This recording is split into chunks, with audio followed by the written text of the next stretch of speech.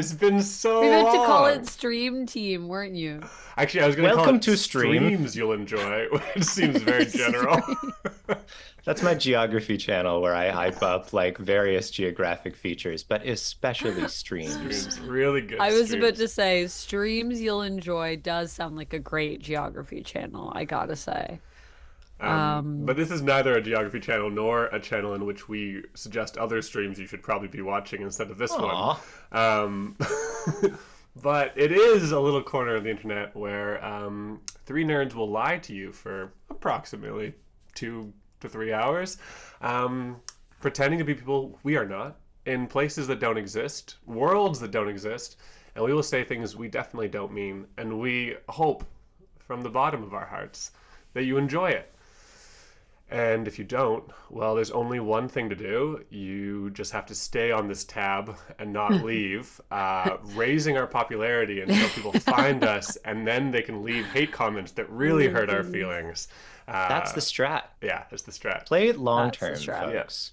That's the strap. Mediocrity is safe in the darkness, but if you expose it to the light, it will burn. So get the word out there. And welcome back. We've been Hell, gone the world. for a long time. It's nice to see you, Amanda and Kurt. Has it been? How long has it been? I Hello. don't know. They just keep me in a closet when I'm not here. It's sort of like a power down situation. Oh, it's Um, been 3 weeks since we last streamed. Actually, more like 4, I think. Has Uh, it? The last one was Yeah. January YouTube says 13th. January 13th. Well, Wow. I ain't one of them mathematicians, but I'd say if you were asking me and I'd tell you, Yeah, I'd say that's some time. almost 4 weeks, but maybe we started a little bit later than this one, so that's why it's saying 3 still. But yeah, that's like a month. We had a month off. Whoa. How was everybody's month? Did everyone have a good month Can't off? tell if you're asking us or chat. I'm asking everyone, you and chat. Why don't we I'm go always around, talking to chat. introduce ourselves, and tell people how our month off was? What a good Okay. plan. Like the first day of I like class this. in September. It is like the first day of class. Okay, who Um, wants to start? okay, I guess I should start. It's one of those things, whenever you suggest a stupid idea, you have to subject yourself You to have it to first. start. Yeah. That's true. That's the way it works. Well, my name is Anthony, and I have been playing role-playing games since the beginning of time. I also believe Wow. that time started when Wow. I was about 6 years old, so that's kind of a neat, kind of cool factoid about me. Um, I'm a children's author in one version of my life, and I play games on here with Kurt and Amanda every week, unless we take a month off, in another version of my life. And my time off was really great. What did I do? Lots of great things. I have to come up with something interesting to say about my time off. I didn't go anywhere. I did do a lot of work. I had a birthday party at my apartment, and Not your birthday. yeah, my birthday. Your birthday. was Wait, did my- I wish you a happy birthday? Happy birthday. Thank you, Amanda. I don't thank think I you. wished you happy birthday. I appreciate that. That's very Kurt, nice. did you wish Anthony a happy birthday? I did wish Anthony a Oh happy no, birthday. I'm a bad friend. I'm That's sorry right. that I forgot. Thanks for Happy trying to birthday. pull me down with you, though. I thought that at least I could be like, okay, well, at least we're on the same level. But It actually just makes I you feel thought worse. that- Both this is true. Both my brother and myself forgot my dad's birthday one year, It's the and day that was after- so much worse than Yeah. if one of us did. It's also Yeah. a really easy date to remember. It's very bad. It was very bad. Oh man. That's So how was rough. your birthday party, It Anthony? was so nice. I've never had a real birthday party in this apartment, and you know that feeling when you just have like all these people that you love and they're all in the same place, and you're like, oh, this is so nice. It's nice. I feel like I haven't had like a house party in a long time. I don't really have a ton of space though. So I don't know where I'd keep. It would be fun to have a party in your apartment. It would It just would it'd be be- cozy, you know? It'd be cozy. I mean, I got a lot of games. We could play games if people wanted to come to my house party. So yeah. But yeah, The I know only what you challenge mean. is that the surfaces are taken up by games. Yes. There's many surfaces are taken up by games.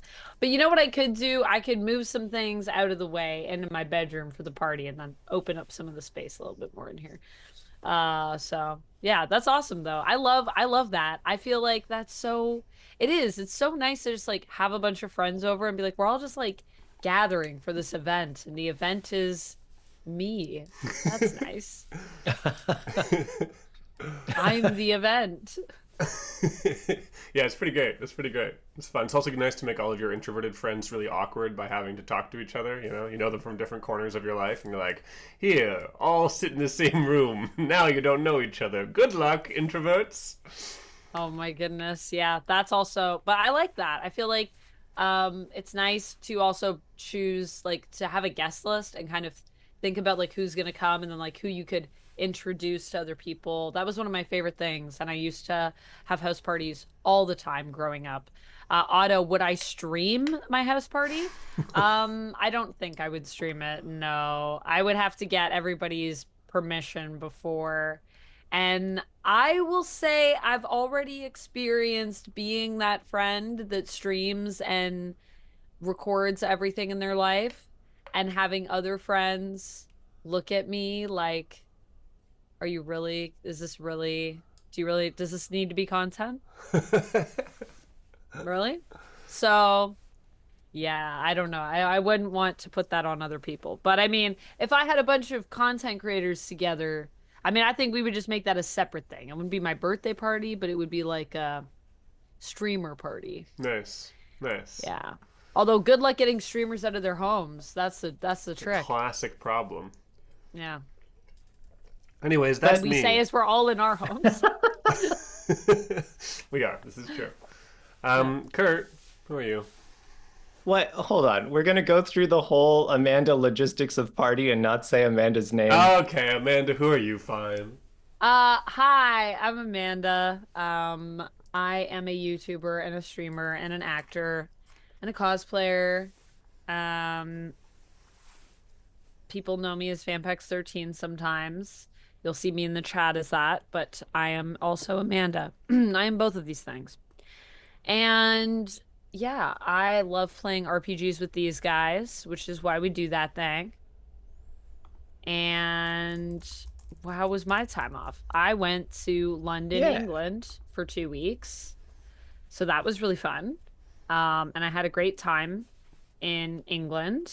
I'm gonna have some vlog content up on my channel. I made a lot of content. I just need to organize it. So it will be up. And when it goes up, please, if anyone says, "What? But I thought you went to London already," please respond to those people for me and be like, Amanda did go to London already, but she had to organize her content and get it edited. So that's why it's up now. Because I feel like whenever I post a vlog, people just think I have vlogs still from Disney and I want to post them, but they're old now. They're like 2 years old. And if I post them, people will think that I've gone back. And that's not what happened. And I don't know I don't know why that bothers me that people think that, but it does. So if you can just let people know for me, I just want people to know what's going on. I don't want them to be confused. That bothers me when I confuse people. I have an answer for you, Amanda. Every time you go on a trip or takes any content vlogging, just scream, "Videos are not live streams," like every 2 minutes on the video. And that should remind people that they're like, "Oh yeah, this could be happening at a different time." I know, and I have some videos too that I filmed a long time ago, and they'll probably never see the light of day because I filmed them a long time ago, and it feels weird. And if the time has passed, the time has passed. It's hard to go back. Also, Otto, would I have a streaming room? Oh, Otto, streaming room. I basically live in. How many rooms do I have? I have 3 rooms. That's it. That's all the rooms I got. Yeah, that's it. 3 rooms. And one of them is a bathroom. So I don't really have enough space to have a room where this is the room that we'll be streaming in, so just don't go in there unless you want to be streamed. Someday in your stream mansion, Amanda. Yeah. Also knowing my stream mansion, maybe one day, if that ever occurs, then yes, I can have a streaming room. But also knowing I feel like some of my friends, I feel like some of them would just be like, I'm just never gonna go. Like everyone would just avoid that room, and then I'd go in there and be with you guys, and I'd be trying to like get my friends to come in with me. I don't know. And they'd be Sometimes like trying to get you out of the stream dungeon. stream Amanda, Unless please come out. It's your birthday. unless Kurt and Anthony were there, they might hang out with me in the stream room. Would you guys hang out with me on my birthday in the stream room? Yeah. In my stream mansion? Sounds like we would. Yeah. It would be tragic for all your other friends who didn't want to spend time in your stream mansion, but Yeah. you know, it's how it goes sometimes. You win some, you lose some. Could you imagine I'm just streaming and it's just an empty room? We all end up leaving the room and I'm like, sorry guys, we'll be back eventually. Empty room stream. Stream, enjoy the party. If you're watching on Twitch or YouTube, try to find an empty room stream going on right now and link it to us. Yeah, tell us that's where about we're gonna raid once this is over. if you could find it. Also, hello Cherry, how's it going? Hello Rapala, how's it going? Hello. This brings us Hello. to Kurt. This is That's Kurt's me. I resisted expressing myself earlier because I wasn't ready, but it's time. Hi, folks. I'm Kurt. I'm an RPG designer, among many other things. I paint and I cook and I write poems sometimes. All of these things are parts of me, but right now I'm going to talk to you about the fact that I have a Kickstarter right now for a very silly game with puppets called Sock Puppets. You can just search, I'm told by a coworker, you can search Puppets Game Kurt, and that's enough. Up it will come. Extremely funny to me in particular, but the game is called Sock Puppets. It is on Kickstarter for the next 2 weeks. Comes It's up true. as a second option. Yeah. For me, it was the first hit. Wow, Kurt. You're doing so great. I am the top result on Google with a very specific set of search terms. Anyway, yeah, it's a silly game. It's pretty cheap. I'll ship it to you if you want. You don't have to. That's my sales pitch. That's enough. I'm just excited to be back here, though. It has been a busy month, but one that I found fulfilling in other ways. And now it's time to play again. It's been a minute. It's been so long, and I'm so excited. If you're joining us for the first time, or it's been a month and you've forgotten, we are still in the middle of our playthrough of Yazeba's Bed and Breakfast, a game about a strange bed and breakfast where it's always September 15th, and it's owned by a kind of grouchy witch named Yazeba. It sort of floats between spaces in sort of a dimension of its own. And there are a cast of characters who live there, a number of residents who live there full time, work there, some of them, and guests who come and go. And every time we play the game, the three of us take on new roles, sometimes a couple at a time, of the characters who live at the bed and breakfast, and we bring to life a particular moment, a particular episode in the lives of these characters. Kind of like you're tuning into a rerun of a TV show and something has just come to life in front of you, the same cast of characters in a new situation. Tuning into a rerun of a TV show. Wow, that's a really old person thing to say, isn't it? It does allude to that in the rules. So, Great. An ancient man you may be, but in good company. So today we are going to be playing... Kurt, what's the chapter we're playing today? Today we're playing ice skating, in which there will be ice skating. Whoa. That's crazy. Yeah. Is there anything else we need to explain before we jump into it?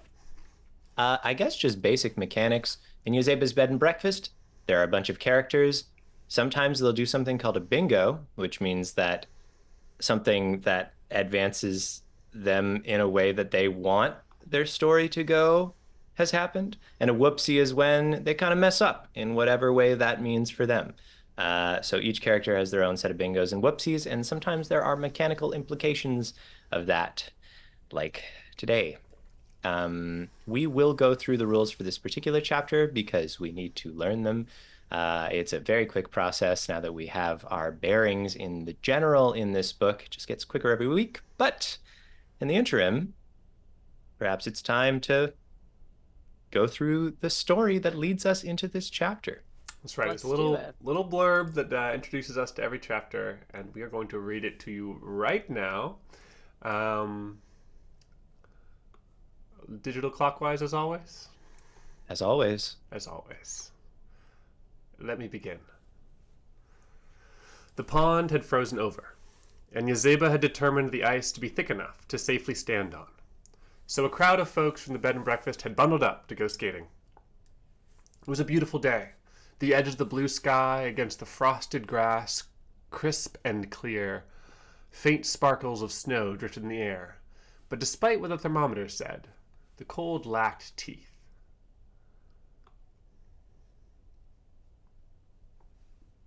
Amanda. Yes, that is my name. Did we not give you enough time to set up? Sorry. Sometimes we surprise attack Amanda with things. No. What number is this chapter? 13? 16. 16. Why aren't these in the right order? Oh, there it is. Did you just discover that the chapters in the book are not in the right order? It's a classic. Yes. Characteristic. It's of the not book. an accident. Okay. Everyone sat. Okay. Everyone sat their butts down in the snow to swap their boots out for bladed skates. But Amelie stood apart, stock still, condensation clouding up their glowing eyes.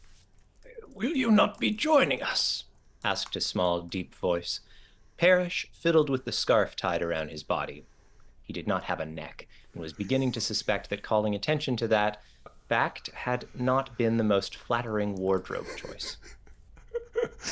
The robots swiveled their gaze, first to look at Parrish, then the others, then the frozen pond. This is outside the bounds of my operations manual, and will void my warranty.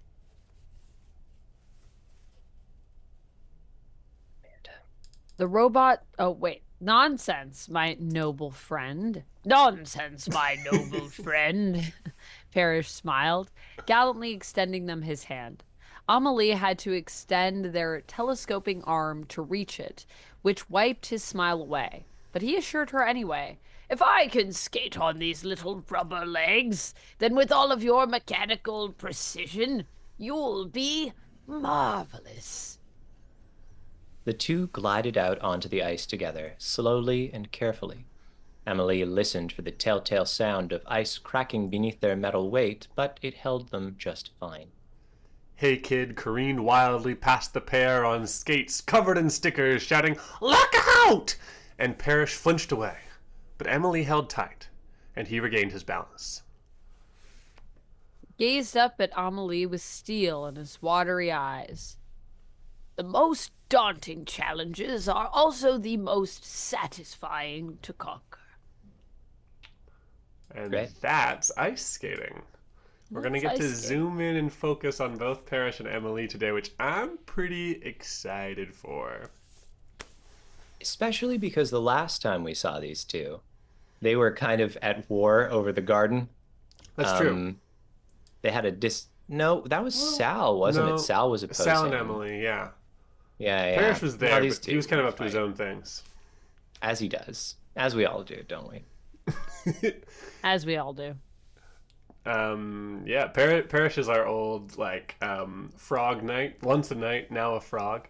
And the line about he did not have a neck and was beginning to suspect that calling attention to that fact had not been the most flattering choice is so funny. It's really good. Oh no. Made me laugh. It's hard to imagine how you wear a scarf when you don't have a neck. Very difficult piece of clothing to wear. I mean, I'm just imagining that Parrish is slightly muffled the entire time. That's good imagining. We can try to work that in. So a couple of orders of business here. We got to choose our characters. Parrish and Emily obviously have to be part of this game. So and anyone slippery is suggested. Anyone slippery. Love that. That could be anyone. That's great. There's many people who come to mind. But should we go through the rules first and then think about who would be fun to bring with us? Yeah, I like that. Cool. I'll think of the people that are the most slippery as we read through this. Okay, so this is a pensive mood chapter, which we've played before. You might remember the catching lightning bugs chapter was certainly pensive. I'm trying to think about other ones. I'm sure there's other ones. Maybe picking berries, possibly. Um, I think picking berries is like chaotic or something, wasn't it? We're doing a lot of running around. That's true. Yeah.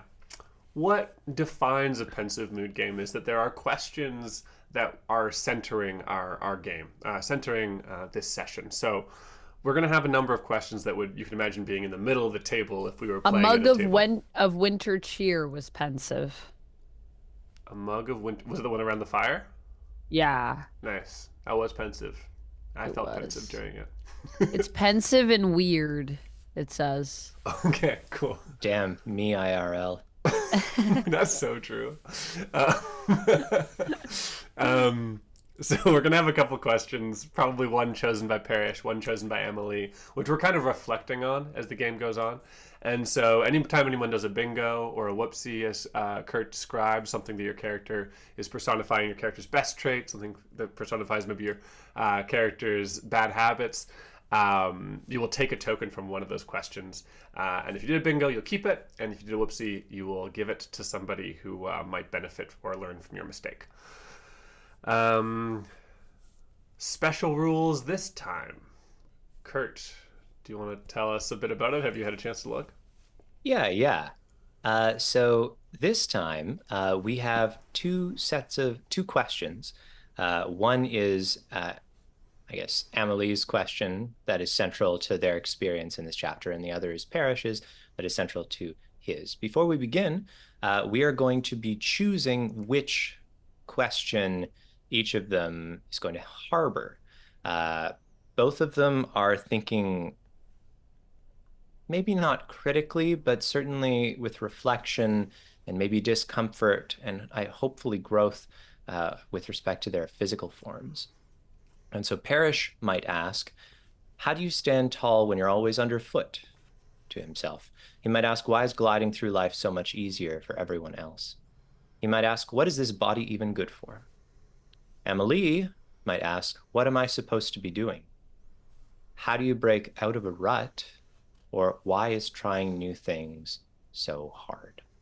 Each of them will have one of these that will define their experience with respect to this chapter. And we're going to be sort of engaging with those questions thematically as we go through it. There's also some fun bingos and whoopsies. Yay! Yay! Everybody is going to decide when they begin. Wait. Should we explain to people just what bingos and whoopsies are if people are joining us or watching this later? Which is why I did that before we read through the rest of the rules section.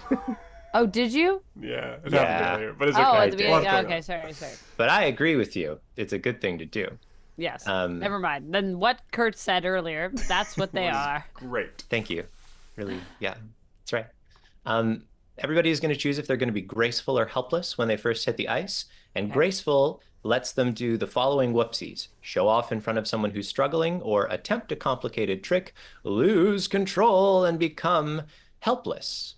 And as a sort of mirror image of that, helpless has two bingos. One is get up and try again. And one is go at your own pace until you get the hang of this and become graceful. So they orbit each other. Finally, once we decide who's coming along with us for this little chapter of treats, we are going to decide what they're wearing.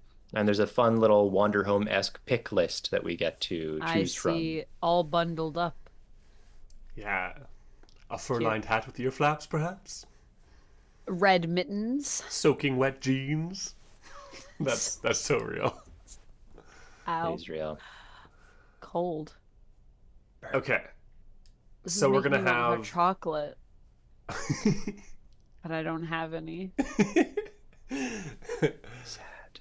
So we're gonna have 3 questions in the center of the board, quote unquote, this time, right? So we're gonna have Parrish's question, Emily's question, and then we're gonna have the final general question. Did you say that already, Karen? I haven't mentioned the general question. Okay. So we're gonna have one question that's gonna start with no tokens on it, and it's gonna be, I really like this question. If we're not who we expected to be, who are we? And so, as we go through the game, there's gonna be 9 tokens that start on Parrish's question, 9 tokens that start on Emily's question, and as we do bingo or whoopsies, we're gonna be taking tokens off of each of those questions, either keeping them, giving them to somebody else, and anybody can at any time put their tokens that they have on this if we're not who we expect it to be, who are we question. And the reason that you might want to is when the chapter ends, which can happen either when we take all the tokens off of Parrish's question or Emily's question, we're going to go around the table and give an answer to that question according to how many tokens we have put on it. Excuse me. So if there's less than 5 tokens, we'll just shrug and say something self-deprecating. But if there's 5 to 8, we'll give a general answer. 9 to 12, we'll answer compassionately, thinking of somebody else. And if there's 13 or more, we're going to answer in a way that affects our character sheets. And the bed and breakfast gets a winter scarf, so keep that in mind. But also any leftover tokens that you are holding on to at the end of the game will go towards housekeeping. And for those who are joining us, that's how we improve our characters, move them along, level up as you might in another game. We can add tokens to tracks that will help transform our characters as they move through the story.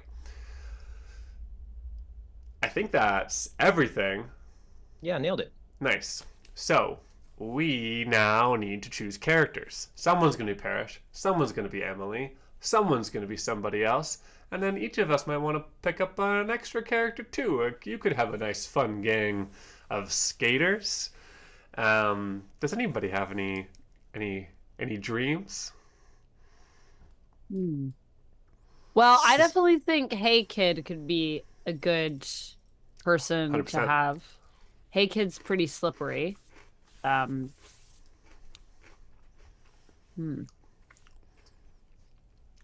uses they them pronouns, which will be important, and we're sure to forget as this game continues. We are. Let's try our best. We always forget with Emily. But we will do our best, absolutely.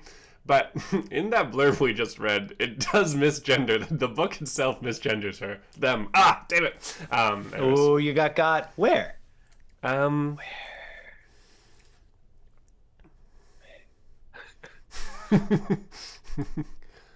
Anthony's calling out the book. Anthony's trying to pull the book down to our level. Oh, God, just like I was trying to do with Kurt. I swear. I swear I saw it. I believe you. I feel like it's a little easy to do. I feel like we all can fall into Oh, it. yeah. It's there. Yeah? But It's there.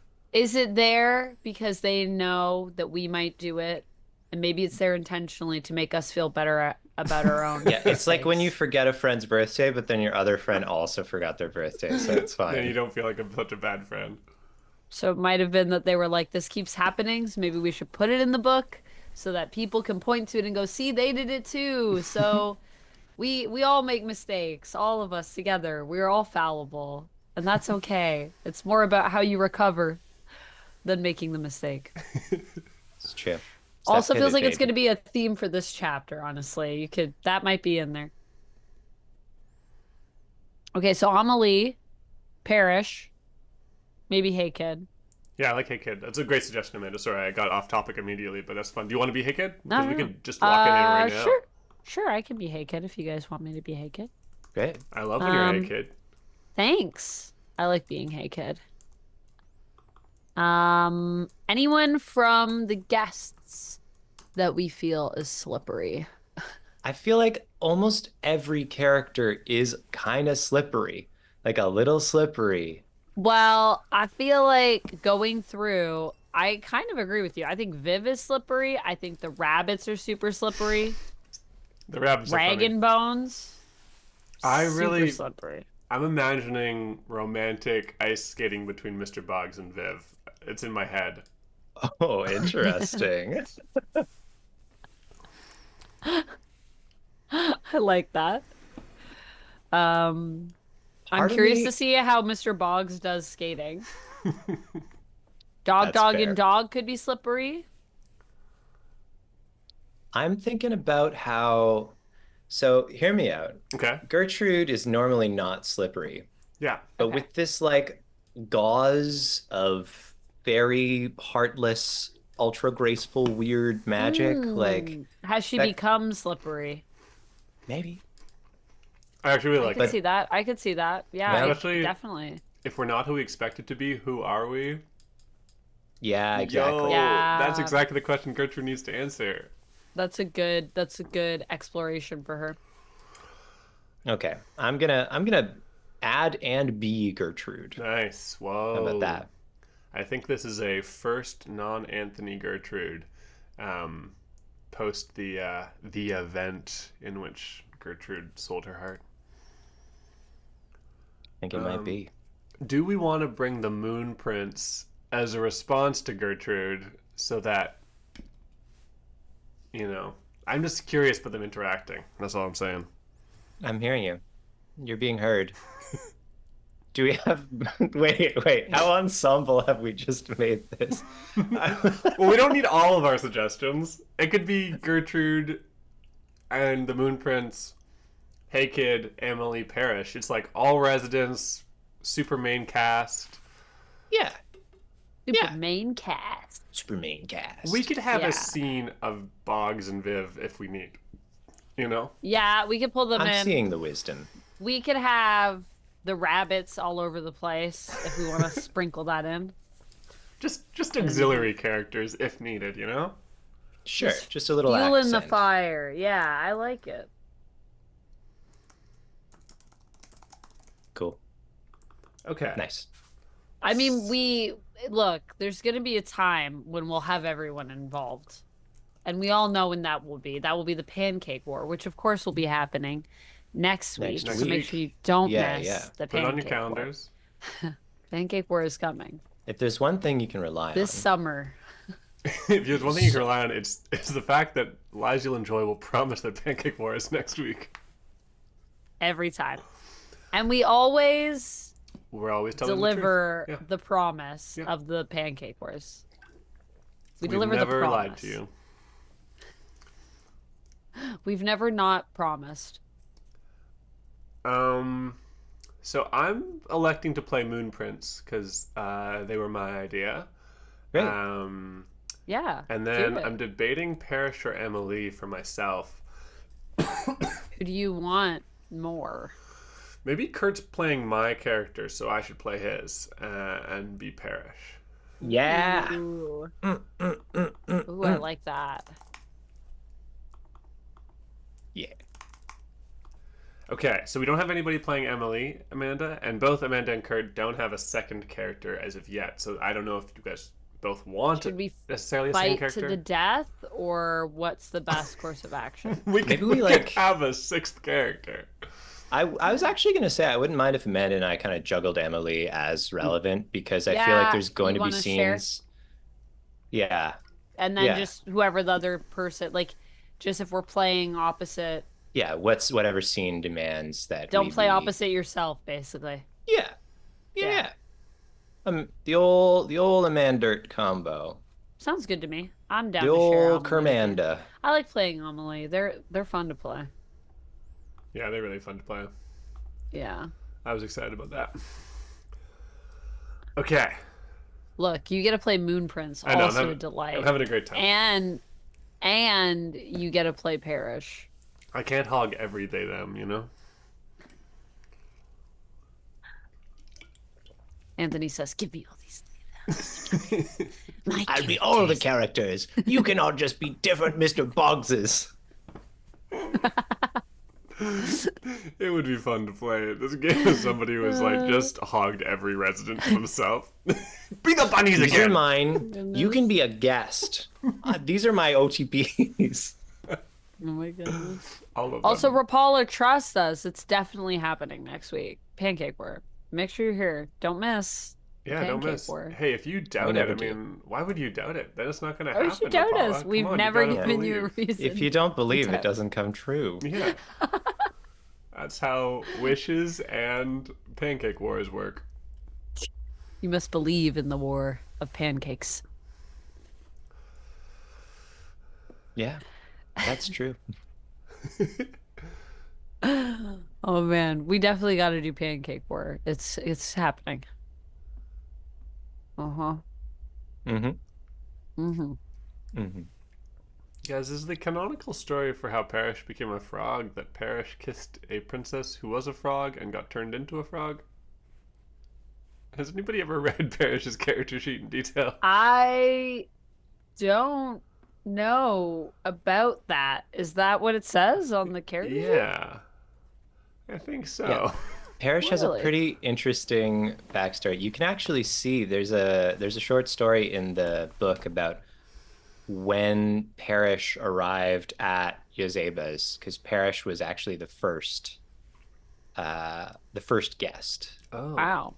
Yeah. Or not exactly guest even, but like it wasn't anything at that point. It's really interesting. I might actually, I don't know. I could read it out probably if we want. 'Cause it's a bit of a fascinating little pickle. Hmm. Is it long? Do we have time for it? Why don't I see if I can turn it up, and while I do that, we can maybe answer the questions about what we're wearing. Oh yeah, nice. Oh yeah, what are we wearing? This is what we've all been wondering. The most important part of this chapter. I've been wondering. But what will we wear? Okay. So, Parrish, as we've already seen, is wearing this scarf, uh, kind of too large for their tiny frog form.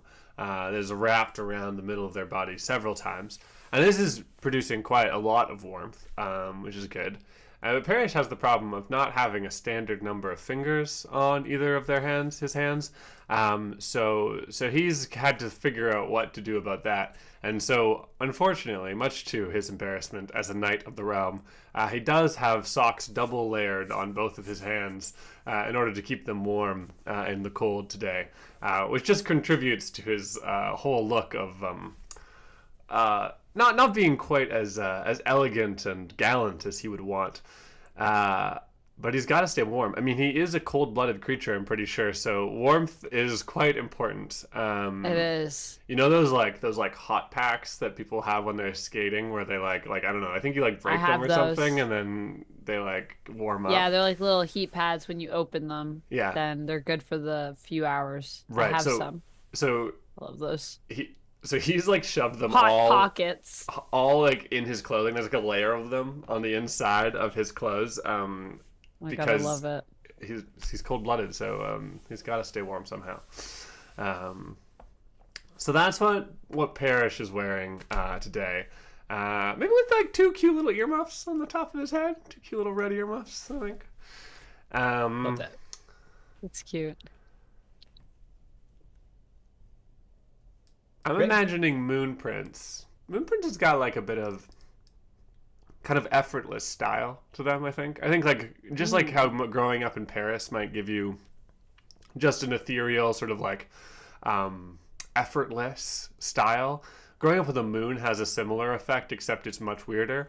And so Moon Prince is wearing their space suit from the crash, which it turns out, quite warm. So they've got sort of a metallic, white, cool, futuristic looking spacesuit. And they tried to wear the glass bulb hat that they came down in, that goes with the spacesuit. But it does immediately steam up and then freeze as they try to wear it on the ice. So they've had to take it off, and they have borrowed. Maybe they've borrowed Gertrude's fur-lined hat with ear flaps that's now sort of pulled over their head. So it's kind of a really great combination of full futuristic spacesuit and and a nice furry oversized hat. Oh, that's pulled great. onto their head. I love that. Yeah. Really perfect, honestly.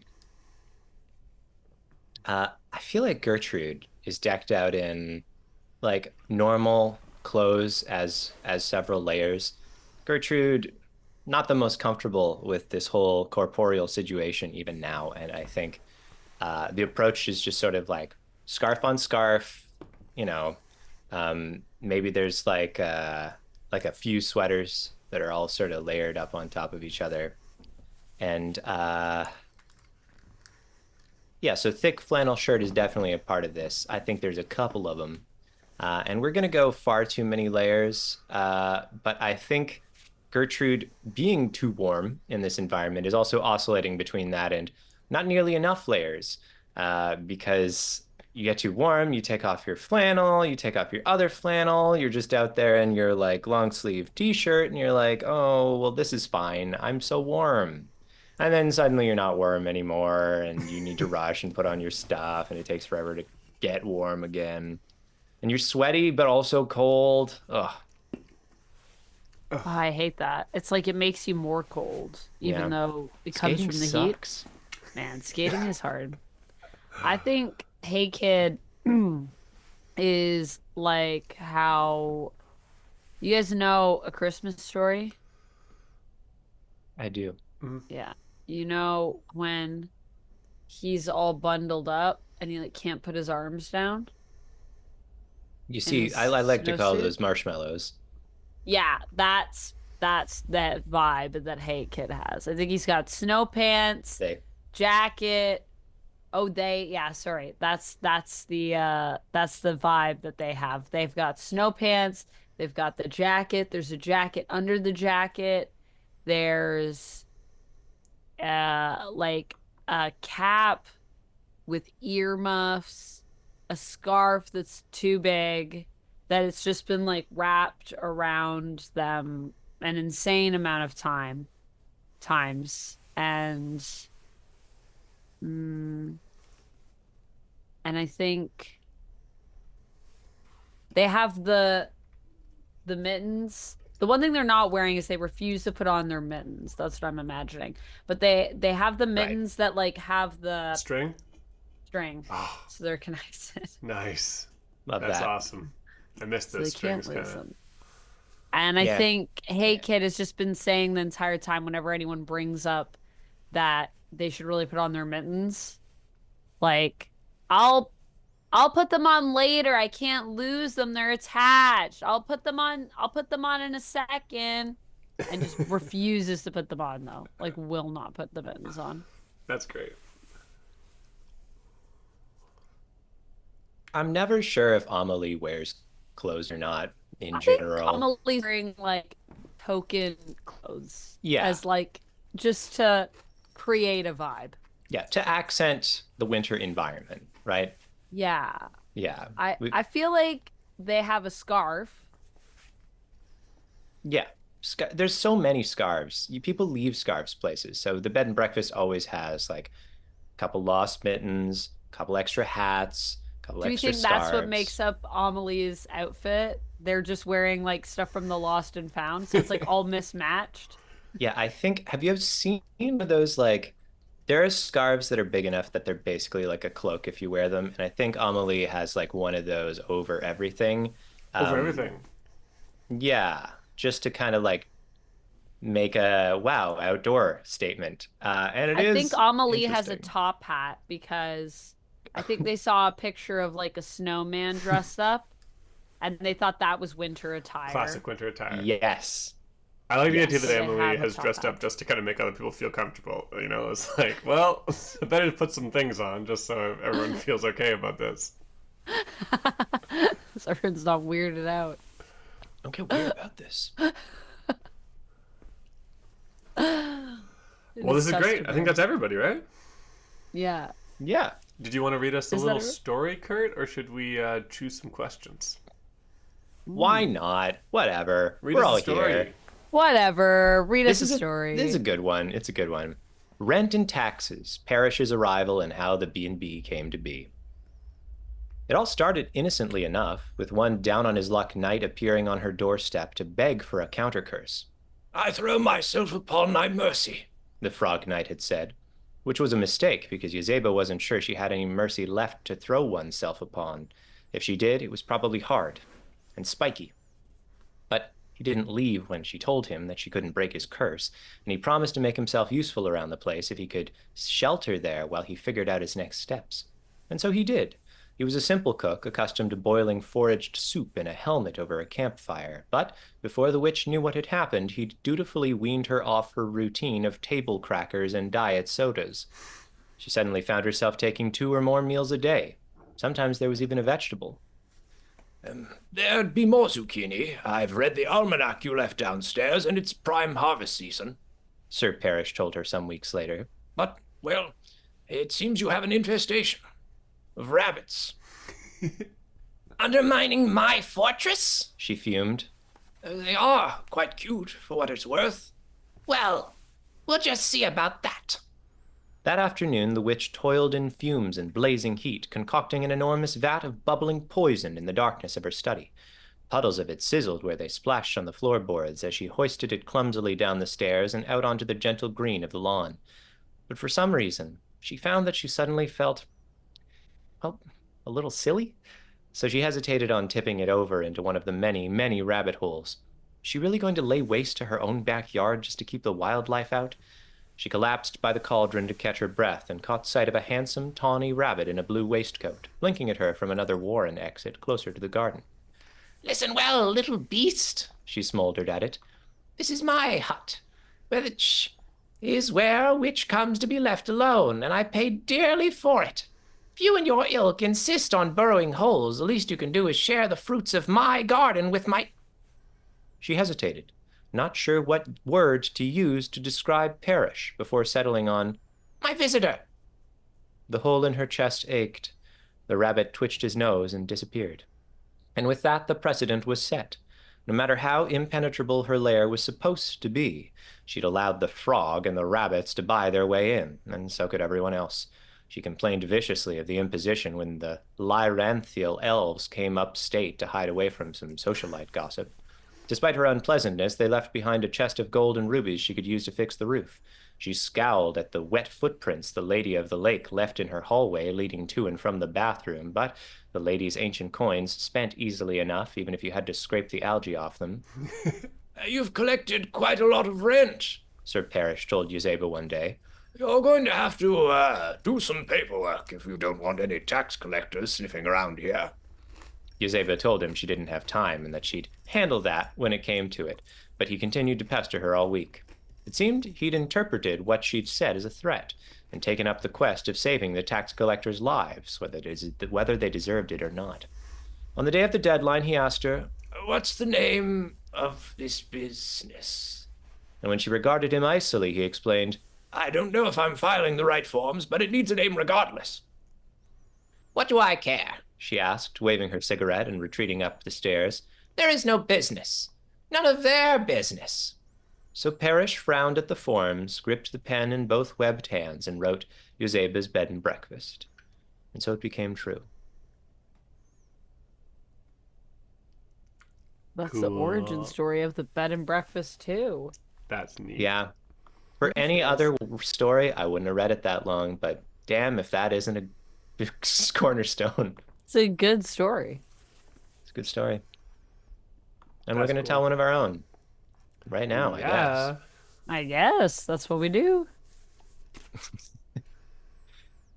Okay. Emily and Gertrude. Okay. Who wants to play us in?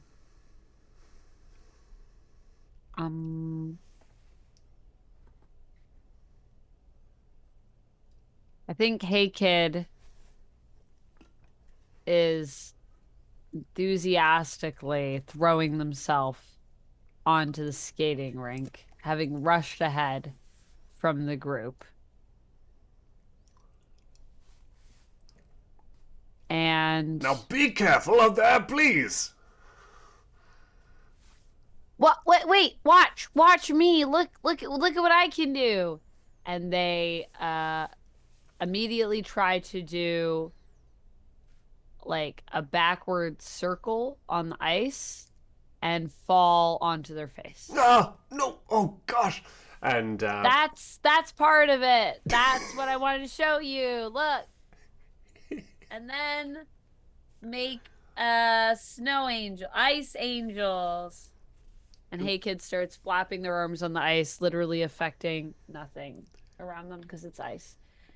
It's very beautiful. You've done an excellent job. Now, please, I've got a helmet. I found it in the back, and will you please put it on? And as Parrish tries to put the helmet on Hey Kid's head, of course, Parrish realizes the horns that stick out of Hey Kid's skull. Oh, No, I don't want a helmet. I don't need it. I'm impenetrable. yes, And Hey and Kid it's gets up and skates away. not going to fit on your head anyways. All right, you win this one. I think Emily takes the helmet and is going to do a bingo of silently solving a problem. Emily takes the helmet, and one of their fingers has a little Dremel, I feel like, attachment that they pluck out of not a bag. It's surely just a weird little like compartment that things slot into, and like drills 2 holes on either side of the helmet, and then passes it back to Parrish as if to say, "Well, that'll solve it." But now we have the new issue of exactly how to get it on their head. Oh, before we continue, we questions. didn't pick a question. That's right. Right. So, Parrish has to choose questions from: how do you stand tall when you're always underfoot? Why is gliding through life so much easier for everyone else? And what is this body even good for? And Emily has to choose from: what am I supposed to be doing? Interesting. How do you break out of a rut? And why is trying new things so hard? So Kurt and Amanda, you want to choose from those 3 questions there collectively with your hive mind, while I think about the first 3. I will also remind everyone that the first time your character hits the ice, you do need to pick if they are feeling helpless or graceful. Nice. Graceful. Yes. For Hey Kid. I gave Hey Kid the old graceful right off the bat. Parrish is helpless. Yep, that makes sense. Yep. Emily as well. And as for the question, Amanda, I'm kind of feeling like a why is it so hard to try new things kind of situation. That's what I was feeling. So this is our hive mind at its best. I was just going to be like, I don't know what you're thinking, but I'm already thinking of something. And are we thinking of the same thing? And we are. So in tune today, guys. What about for you? I'm going to choose: what is this body even good for? I was so in sync with myself that I agreed with I myself. love that question. That is my favorite one for Parrish, so I'm very excited. Wow. The hive mind truly is working. It's working. Wow. With the helmet in hand, 2 Dremel holes drilled through it, Parrish is going to try to skate across the ice to Hey Kid, and in doing so, you know, we're on a pond, so it's like the ice is slightly uneven, and there's just like a little ridge, and Parrish's frog body is not particularly well suited to this kind of athletic activity, and as the bump hits the bottom of his skate, he goes flying forward, helmet first, and it smashes into the ground and breaks cleanly in 2 along the lines, which the sort of the instability which the new holes in the helmet have created. And Parrish sort of sits up with the 2 halves of the helmet in hand. Well, perhaps it's better that we didn't put it on his head. I think cool as anything, Gertrude skates on by, and I think is going backwards on the skates. And Gertrude faces Parrish and says, "These things happen sometimes." Hands up, still moving, just back. Would you mind helping me out? All right. A good day. I think Amelie will come to try and assist Parrish, though. I'm much obliged. Thank you, my dear. Yes, I was thinking we might take these 2 pieces and using them, we could perhaps make 2 separate helmets. What do you think? A valiant effort, to be sure, but I think perhaps there's no longer a problem to be solved. it does turn out, I think, that Hey Kid will melt through the ice faster than they bonk their head on it. Perhaps not a real But- concern. What about your head? Should it not be protected? And Parrish tries to hide the hurt that shocks obviously through his body. I'm not the kind that needs protecting. And with this, he tries to struggle to his feet. I'm quite capable myself. Well, I'll tell you, I've been in much more dangerous situations than this. Fought a couple dragons, upturned several kingdoms. And as he's trying to get up off the ice, his little hands slip out from underneath him, and he slaps face down back into the ice. Ooh. It does remind me of the wars in North Hampstead. I think this time Gertrude is already on another lap around and sort of kneels as she passes Parrish, and by the nape of the, I guess, whatever you're wearing around your A scarf. neck. Giant scarf. I feel like it shouldn't be the scarf though, right? Like it should be the nape of the jacket underneath the scarf. Yeah, sure, yeah. Sort of hoists Parrish up and then brings Parrish along at the momentum that she's going already. My gosh, we're zooming. That's what you do. Go for a little skate and a zoom. And I think Gertrude is that's a bingo, which is use your fulfilled greatest desire to help others. Gertrude's showing off. Gertrude's being cooler than Gertrude is. And that's helpful, right? Scooping someone up and bringing them along. Surely that's what Parrish would have wanted. So we're going to grab a token from, I think maybe this is going to be a why is it so hard to try new things token. That's going to go to Gertrude. Nice. It's not that hard, Gertrude says. Of course not. Your new friend is still struggling to get their skates on down there at the end of the ice. Do you want to help them out? I think Gertrude, her eyes cast downwards for a moment, flickering to some thought buried too far to want to dwell on. And in not grabbing it, she shakes her head and says, yeah, of course. I'm a natural at this. Of course. And with kind of a perky smile, Gertrude heads over to the Moon Prince. Does she let go of Parrish as she does? Yes, at the same speed that she's going. I'm a natural at this too! And having once watched ice skating, figure skating in the Olympics, Parrish is now going to bite off more than he can chew and try to do a nice little spin on the ice with the momentum that he has been given by Gertrude. And he just sort of pushes the toe of his skate down into the ice, spins around it, and just goes careening off the ice into the snow pile nearby, where they cleared the ice earlier this day and stacked up all the snow. And Parrish just goes poof and disappears into the snow pile entirely. And I will take off a token from, what is this body even good for? Ooh, yeah. And give it to Gertrude. Took some tokens, by the way. Nice.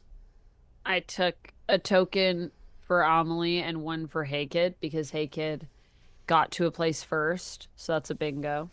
That's a bingo. And Amelie tried to untangle. Look at a complicated tangle. The helmet being busted and what to do with that. I think Shall we cut as to... Oh, go ahead. I was gonna say as you fly into the snow pile, from behind it, Hey Kid appears with snowballs in their arms and says, "Time to make this skating more interesting." Snowball War. And I think Amelie skates up pretty quick. Or actually, it's not quite skating. It's more of a walk with bladed feet, right? okay. So like walks bladed feet up to Hey Kid and says, "My understanding is that this is not part of skating." Well, it is in certain cultures, Amelie. Amelie's like eyes turn to like numbers that run in front of them for a second, and then they say, "Cultural information not found. I cannot Uh, identify a culture which uses snowballs as part yeah, of skating." yeah, yeah, it is. You should ask Moon Prince about it. That's who said it to me. That's where I learned it. Moon culture. No information found. Hmm.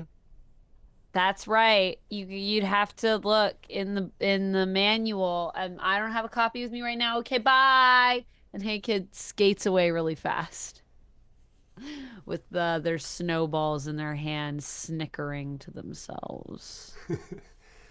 Uh, Parrish pulls himself out of the snowbank. Um, Emily, hey, kid's a nice kid, but full of lies. I wouldn't go bothering Moon Prince with that. But perhaps we can just let them have a bit of fun. Why don't we? Just throw a couple snowballs. Why not? We My all remember programming- being young. I was not young. I was born at this age. And by born, I mean constructed in a factory. How old are you? Data not found. But thank you for asking. You're welcome. So kind and polite. No, but how long have you been here? Currently, my record suggests that I arrived at the B&B. Mm, mm, mm. And then I think Amelie does say a specific date, which for the narrative purposes, we don't need to pinpoint on the calendar. But you would remember it, actually, because Amelie was delivered. Oh, of course. And do you remember where you were before that? In the box. Oh. And I think Parrish now feels a bit awkward about this line of questioning. I've brought a mug of hot chocolate, a thermos for Oh. Well, never mind. Why don't we skate, you and I, Emily?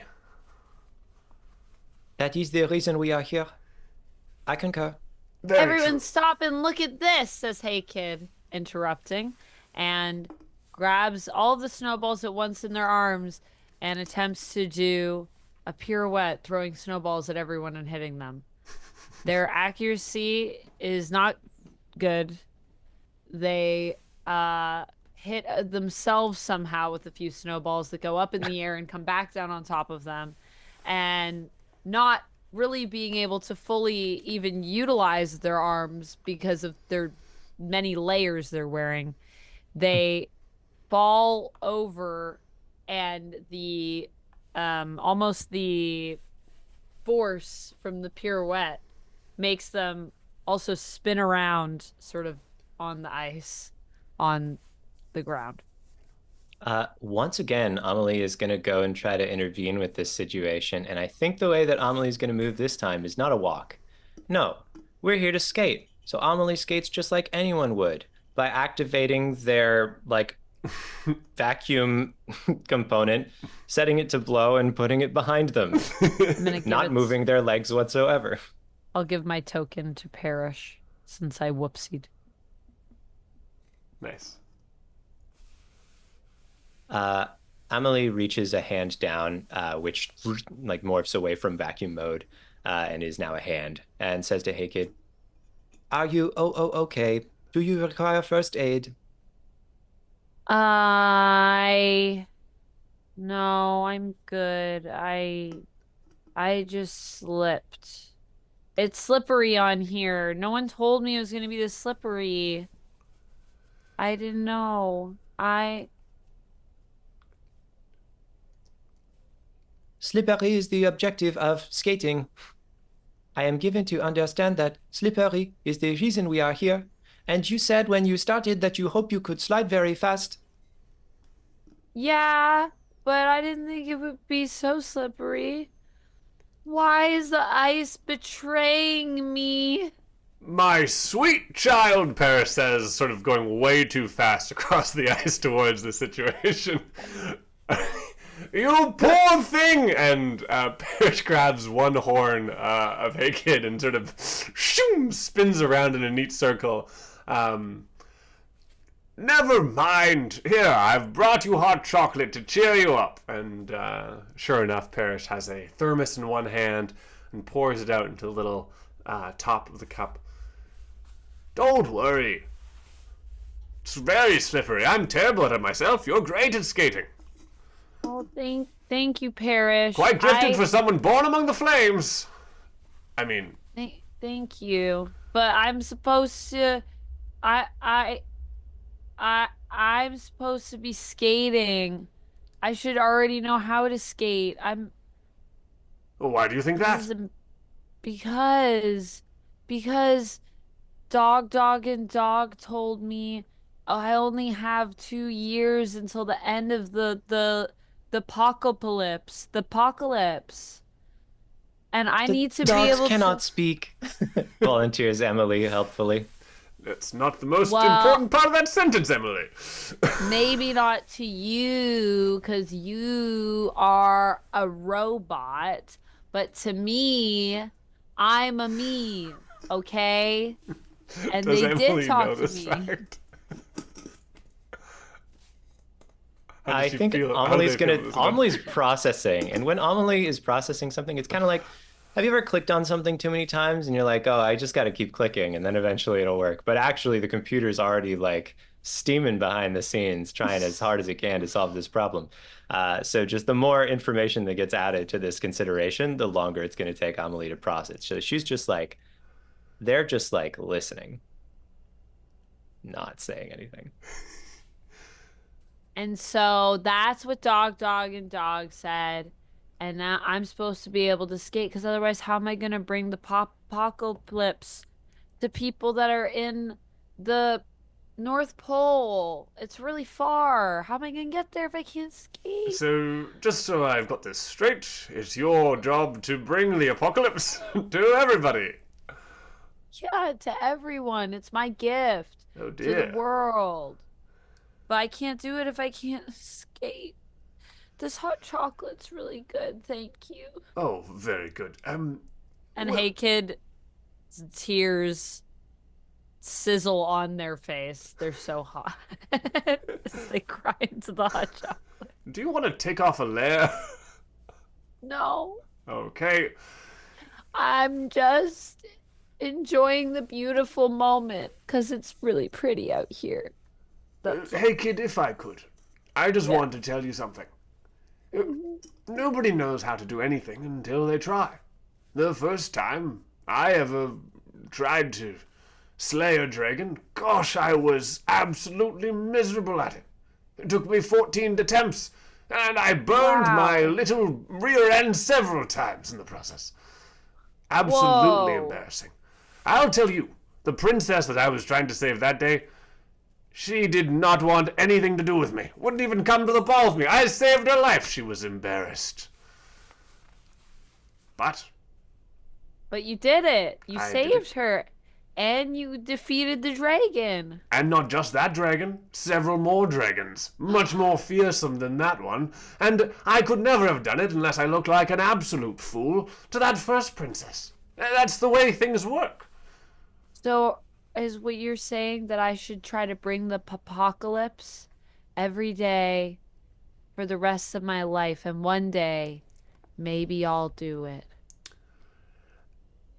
Maybe what I'm trying to say is that you don't have to be perfect at skating the first time. No matter what you do with it, whether it's bring the end of the world or not, the first time you do it, it's not going to be great. But the next time, you'll be a bit better. but this is my life's purpose. Bah. So if I can't skate well, what's the point? What's the point of trying if you can't do it? Well, What if we're all just stuck here in this place and we'll never leave? What if we live on the ice now, Parrish? Try not to lie down on the ice, child. You do melt holes in it. And a kid puts their face right on the ice and begins to melt holes in it. As this is happening, I think Amelie turns to Parrish and says, "Hey, kid does have a point. It is so easy for you to learn two things. It must be nice." And this is a whoopsie for Emily, which is get passive-aggressive about it. I'll grab a token from a plastic heart and give it elsewhere. I think you're quite gifted at learning as well. And I've also offered fatherly wisdom, so I'm going to give a token to Higkit. I'm going to take a token from a plastic heart and give it to Parrish because I had a meltdown. Okay. Literally. Yeah, literally. What is one thing I have learned? Well, you've learned It's how not to a dress question. for the winter? It's being asked earnestly, I think. Well, I saw your quick little trick there with the vacuum and the skates. That was clever. Never An would have thought extension that. of vacuum functionality applied to a different application. Not learning per se. Ah, but applied to a different functionality. What is learning, Emily, if not a bit of creative application of something you know to something you don't? A new situation. You're gifted at it. I saw you make that mummy Halloween costume on Halloween. Take a bit of toilet paper, repurpose it, use your spinning attachment. And Oh, maybe well, it's a gleam of light off the shiny visor of Emily, but it almost looks like a little smile reaching the eyes. Maybe cut over to our other two over in Lace Up Land. Yeah, let's do it. Hey, do you need a hand? Yes, I'm trying to place these blades upon my feet. I find it difficult. These shoes are very uncomfortable. Am I doing something wrong? No, laces are kind of tricky. Here. And I think Gertrude, quick as a whip, does a little cool. I don't know if you guys are good at tying laces. I'm personally not. So whenever anyone shows me a way that they tie their laces, it looks like witchcraft to me if I've never seen it before. Right. And whether or not this is a novel way of tying laces or not, that's what it looks like from the outside. There you go. That feels much better now. So, all the water has become hard. And now we're gonna walk on it. But with blade feet to make it worse and more dangerous. Uh-huh. Yeah. I hope this is not impertinent or rude, but may I kindly ask why?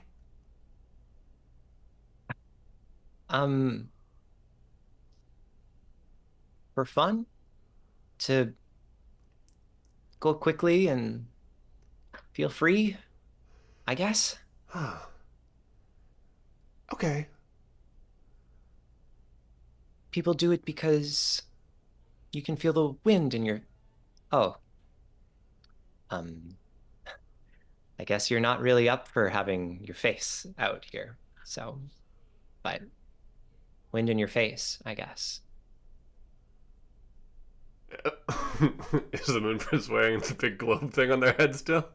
I thought you said that the Moon Prince had like a space helmet that they'd put other things on top of. Am I wrong? What I was imagining was that they'd put the space helmet on. It had immediately frosted over with moisture from the inside, and then they'd have to take it off and are now borrowing Gertrude's fur hat. Okay, so it's not both. It's only Only okay. one. My No, bad. that's quite funny. To get the wind on your face. Is there no wind on the moon? I guess.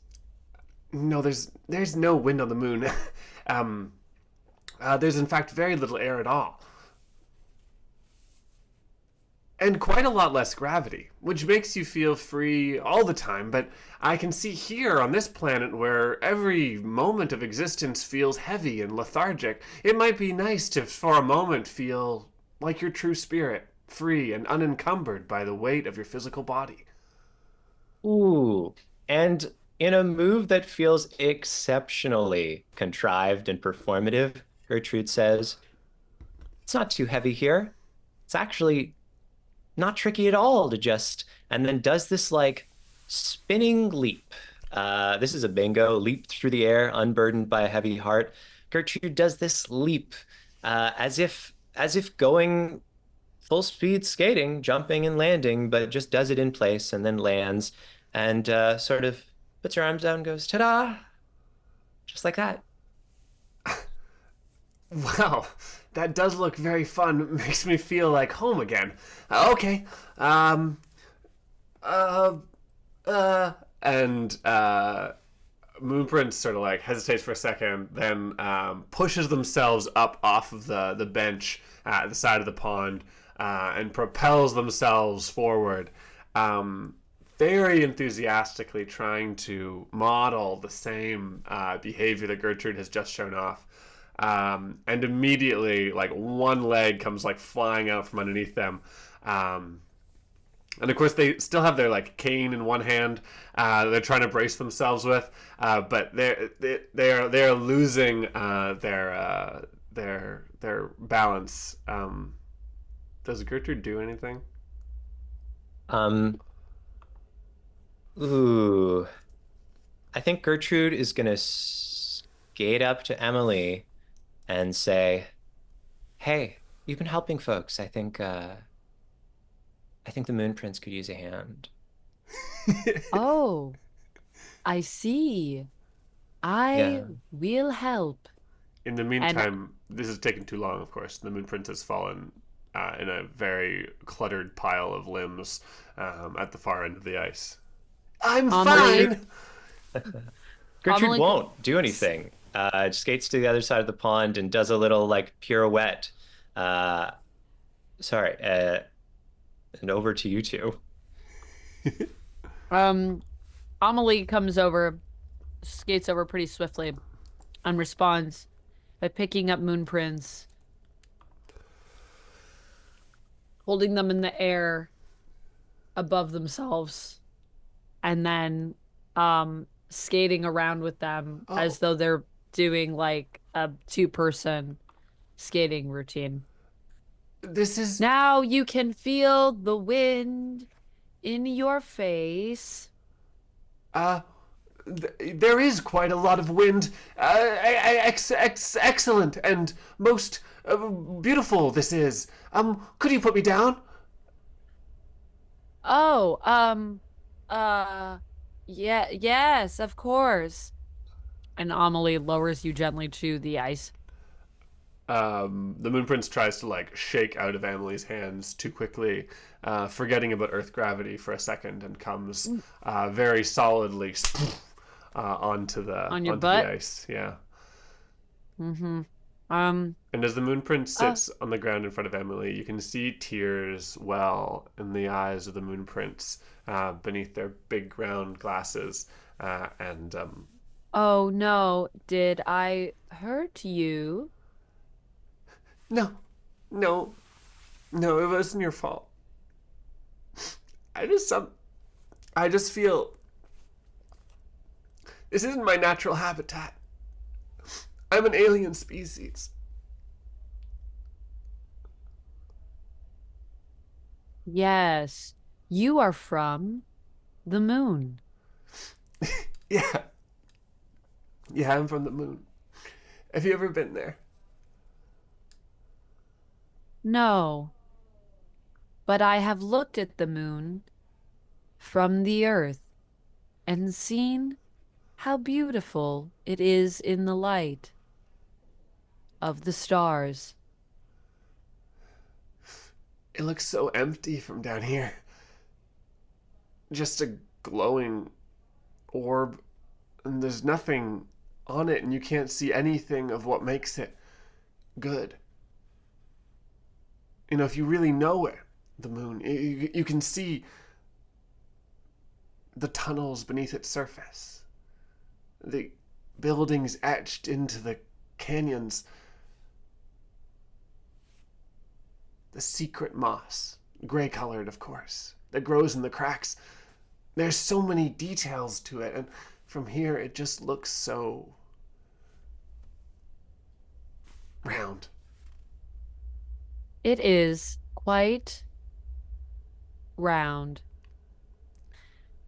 However, it is interesting what you say, as I do not know about these things on the moon, and yet I still find it very aesthetically pleasing to gaze upon. Kind of reminds me of a crush, you know? When you like someone. Crush? Do you know a crush? Amelie Do we have them on picks Earth? up snow from beside her that is icy and instantly crushes it between their hands. Oh. A crush. They Oh. say, looking right at you in your eyes. Yes. You might not have this word on Earth. Sorry. By a crush, I mean an infatuation with somebody who you may have romantic interest in. Are you more familiar with this Love. concept? Yes, I have heard of this concept. Love. Ooh, why do you crush who you love? That sounds quite painful. I think at this point, the friend is looking around for anybody who might be able to stabilize this social situation. Is there anybody nearby? Who else could there be? Would you like me to crush someone for you, Moon Prince? Oh gosh, no, please. Whoever I have a crush on, I don't want you to crush Who her. do you have a crush on? No, I don't have. I didn't say I had a crush on anybody in particular. Amelie's eyes light up like kind of a few different colors and like interest in this new data. Tell me the truth. Tell me your secrets. This is very interesting. No one ever talks to me about these crushes.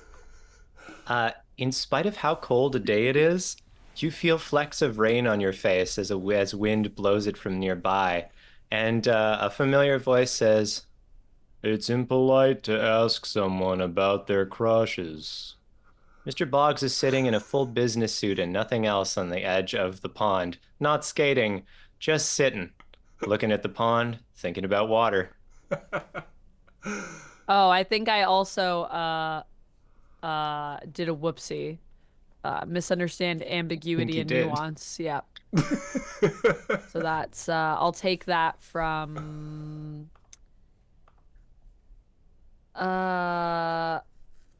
if we're not who we expected to be, who No, are we? you can't take that one. Oh, it can't take from there? I don't Oh think you no, can. right, because we can only put onto there, Yeah. right? Yeah. Right. Why is it so hard to try new things? Yeah. And I will give that to Moon Prince. You don't have to tell anyone about your crushes, except sometimes your crush if you want to. Mr. Boggs, do you have a crush? And with equally dead inflection, Mr. Boggs says, "It's impolite to talk about crushes." That sounds like a yes. That's Emily. And then Surprising Mr. Boggs, everyone, including herself, with the fact that she understood some emotion.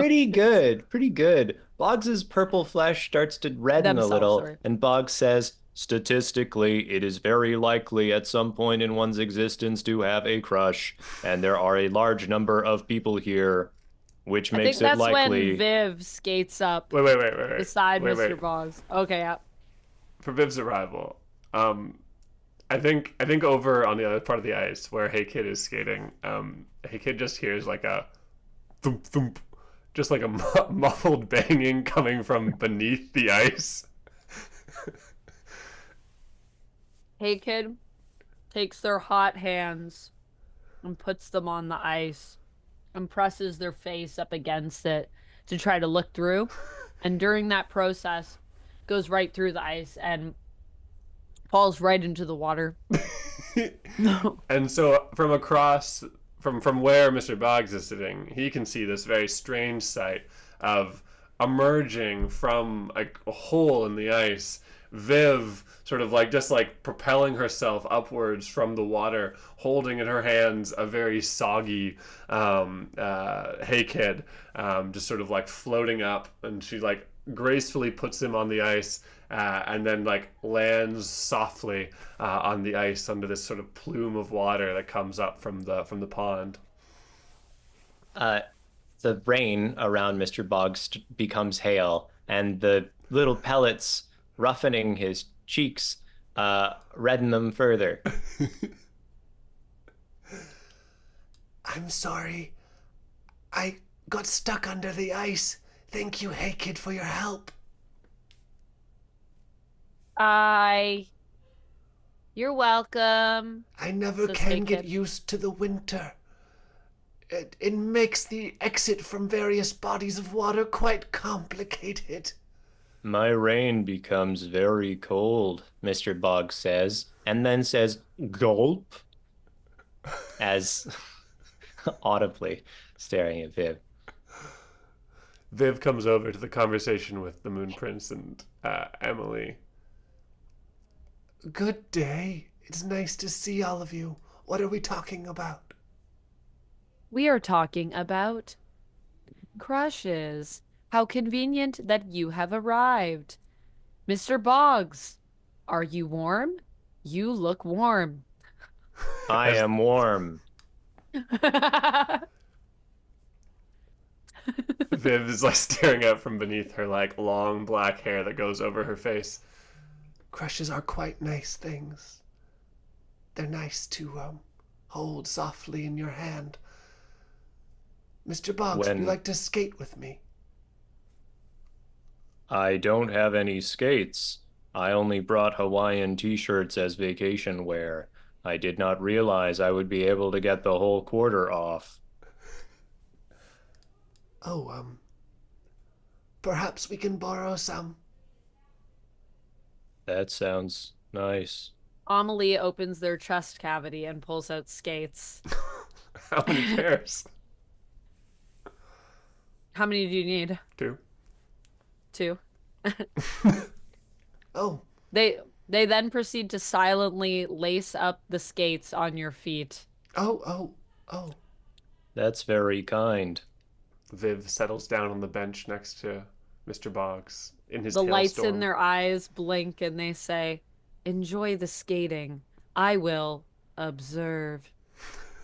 Mr. Boggs opens up an umbrella to shelter the two of them from his own rain, and then angles it a little forward, blocking the view from Emily. And I think from us as viewers as well. Aw, I want to see romance. Amelie is trying to learn about romance.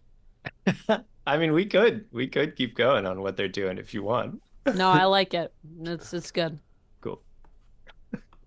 Shall we cut over to perhaps Gertrude and Parrish? Sure.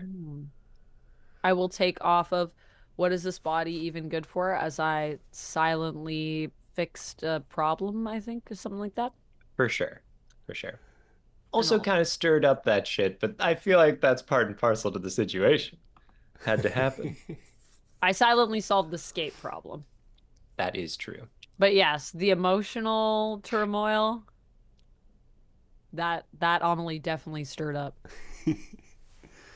At the far end of the ice, Gertrude is doing twirls and, jumps, and really is quite impressive to watch, especially for anybody who's known her for any length of time, who might remember that this is an uncharacteristic display of confidence. And that's one of sureness. my own tricks. I call it the double whiplet. It's very impressive, Gertrude. I seem to remember last winter you wouldn't skate at all. I'm just a different girl, you know? You Still had some growing. do seem like it. When did you learn to be like this? All of this. I think we see like a cloud pass in front of Gertrude's face, and Gertrude says, "Nowhere in particular. I just know how to do stuff like this." Very impressive. It is surprising sometimes what aging brings. How you might change on the space of a second. Never be the same. Is there something you want to talk about, Parrish?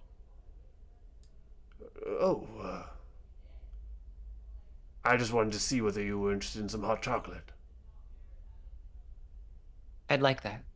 Thanks, says Gertrude with a smile that doesn't really reach her eyes. That's definitely a whoopsie. Stay cryptic and secretive about something that matters to everyone. So I'm going to give a token to Parrish. There's a uneasy silence as Parrish pours the hot chocolate from the thermos into the little cup, and you can just hear this, like, just the trickle of the liquid. The steam fills the air. And he hands it across to Gertrude. You really do seem different. I just wanted to make sure you were okay. Thank you for saying I seem different. I feel different too. Different in a good way, or perhaps not so much? I don't know what you mean. It's clearly in a good way. And Gertrude skates away. Amelie is with Moon Prince. And Amelie turns to them and says, "She was not always like this. Parrish is right." She seems so impressive. So confident. So not lost like me. Amelie gets a strange look, like something that doesn't come naturally is being pulled out of this tangled, ever more confusing and contradictory programming that they deal with. And they look at Moon Prince and say, "I would like to ask a favor. I know that you are a guest and I am staff." Of course, I would be absolutely honored to do anything I could to help and advise you. You've been nothing but kind to me. Amelie's going to awkwardly receive a thank you, which is a bingo. And I think this is going to pull the last of "why is it hard to try new things" out of that pile. I'll just throw it right into Amelie's set here. Amelie says, "I think who you remind me most of is who Gertrude was and could be. I would like you to keep an eye on her. This is not a good time for Gertrude." If I may ask, and I don't mean to be rude or improprietous, but she seems so happy and so at home. Amelie is going to be like me? Amelie's going to flag at Hey Kid, sort of put a finger up with maybe a You have a snack? directness. Yeah. Do you have a snack? Do you have a snack? No, I do not have a snack. I can give you a snack later if you wish. Okay. 2 snacks. 2 snacks, and I'll come over. 2 snacks, Amelie says, shooting a sideways glance at Parrish. Yeah! Hey Kid skates over to you. I'm on it. Clumsily. But confidently. Yeah, kid- yeah, that's me. How is Amelie right now? What? Is this a trick question? It is not a trick question. You are a person who can say things that feel true. How are And you do not think before you speak, says Emily. How you are just you? speak. You're pretty Oh no, I misspoke. I misspoke.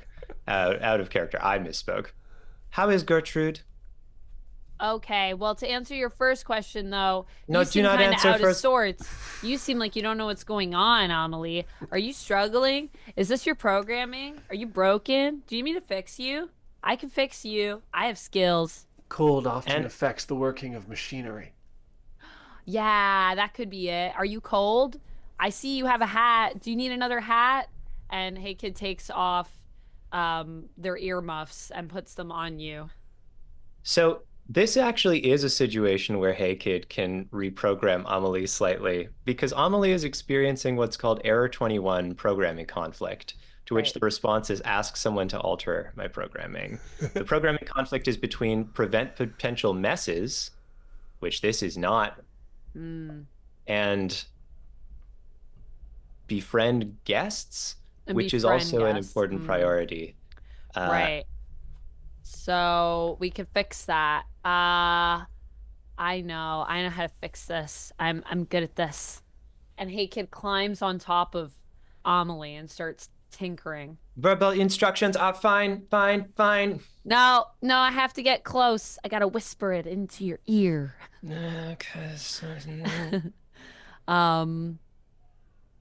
There's like a series of Always- annoyed beeps. Always create potential messes and befriend guests. That's what Hey Kid is gonna change it to. Oh God. This is very serious. I think it's going to awkwardly be added. I don't think Hey Kid removes prevent potential messes. So I'm just making the programming more complicated. Is that what you're saying? You Yeah, don't have you- to prevent them, create them, and befriend guests. Yeah. Great.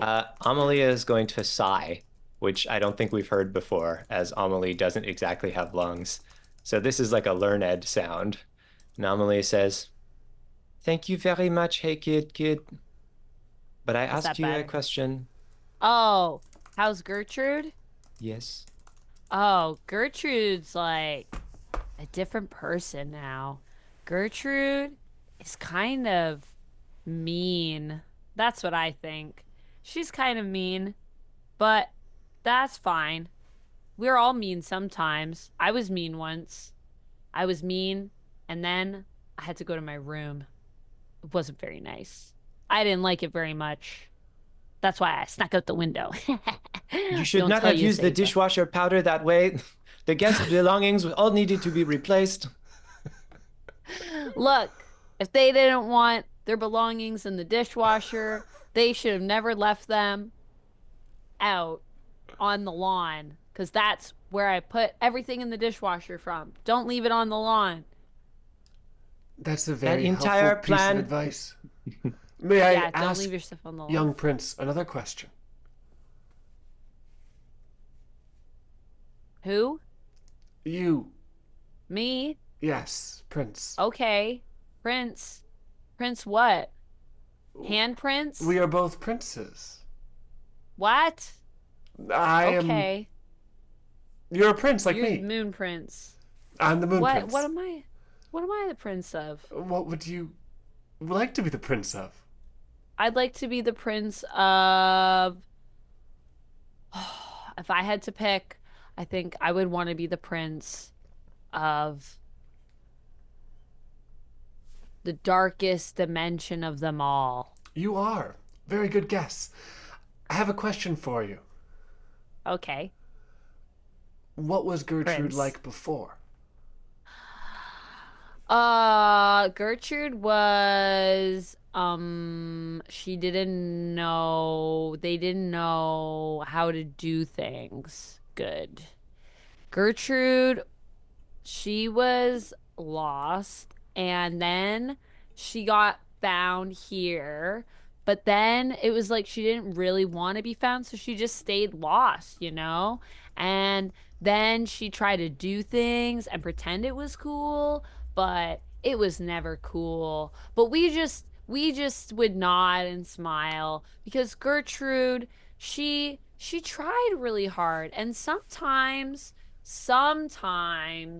she was really cool, but never when she thought she was cool, only when she didn't think it. If you think you're cool, you're never cool. Luckily, I often Gertrude, don't think I'm cool. Well, then you're very cool, so congratulations. you can see Amelie like echoing, sort of practicing a handshake as they watch this one happening there, just sort of like.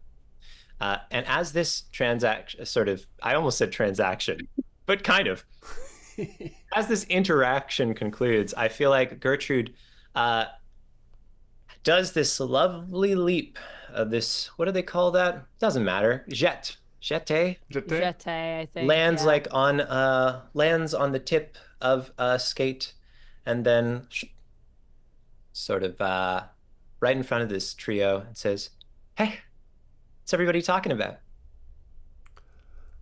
We were talking about how nice the day is, and how much people change. Everybody seems to be talking about change today. Well, I'm trying to learn how to skate, and it requires a lot of change. Do you think you could teach me, Gertrude? And Gertrude feels this ache in her chest. Maybe another time. Of course. Of course. But Gertrude, I also need to learn how to skate. How will I bring the apocalypse? The apocalypse. Maybe you shouldn't. And then I think Gertrude skates off and swaps them out for boots, walks back to the bed and breakfast. See what I mean? Not cool.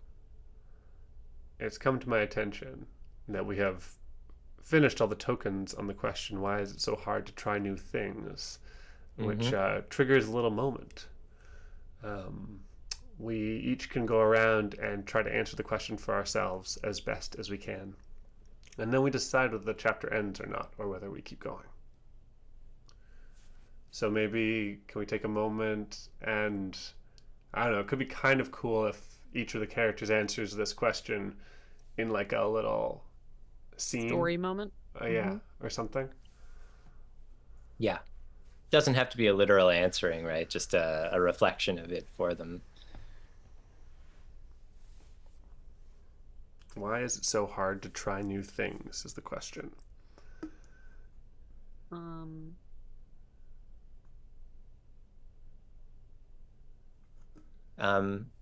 We see a glimpse of Amelie, maybe later that night. And Amelie's got a function where you can like print code. And Amelie's looking at it, and for the first time, first of all, sees the like, "Hey kid" change, shakes their head. Can't believe this. But then looks at like the rest of it and thinks about how much isn't written. Cool. I think that's Amelie's answer to that question. I like that. Much earlier in the day, in fact, just seconds after the scene we just left, we see we see Moonprint standing beside Emily, and Moonprint's kind of to themselves, says, "My mom always says, you should put yourself out there and try to make new friends. But every time they don't want to be your friend, it just hurts so bad. You don't want to do it again. I guess you have to keep trying."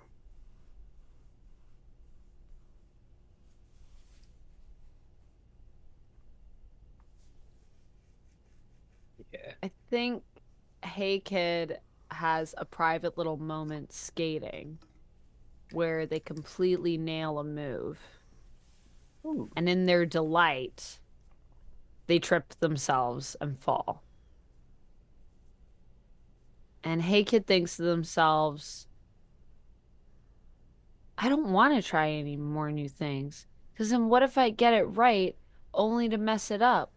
What if, what if when you try new things, you succeed and that's even more scary than failing?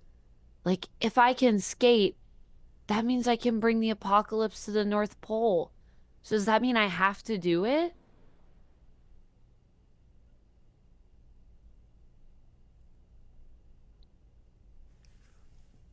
On the other side of the ice, because things are so quiet and still today, and the ice so smooth, sound carries a long ways. And on the far end of the pond, Parrish has decided to try to learn how to skate properly and is sort of very slowly, methodically, putting foot before foot, sort of just tottering and slowly gaining some momentum at the far end of the ice. But way far across the ice is this conversation happening between Emily, between Moon Prince, Gertrude, and Parrish can hear it. He can hear the need for a bit of emotional guidance. The Moon Prince needs help. Gertrude is struggling. And he just hears Emily trying to navigate through this. And he knows if he was just there at the other end of the ice, he could offer a hand. But he committed to skating. And one foot in front of the other. What about Viv and Mr. Boggs? How do they answer this question? Because they're also here.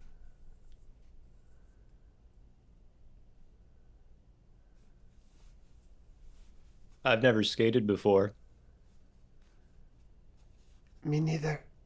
I like it when water is wet. I think I'd like... I'm not sure. I had ideas when I came here. I find that they're changing. Like a committee might change their mind about the agenda items. I never meant to stay so long. I'm glad you did. I never meant to come at all. I'm glad you did. And now I feel I might not want to go back to the lake. How strange to become someone entirely new. Sometimes I imagine not going back to the office. Never mind, he says. And Viv starts to slip and lose her balance and reaches out one hand for Boggs for stability. He catches it. And she stabilizes. Inside the house, Gertrude takes off her boots and feels heavy.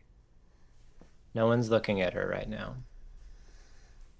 No one's here to see anything. Well, what's the point in this? No one's here to see anything.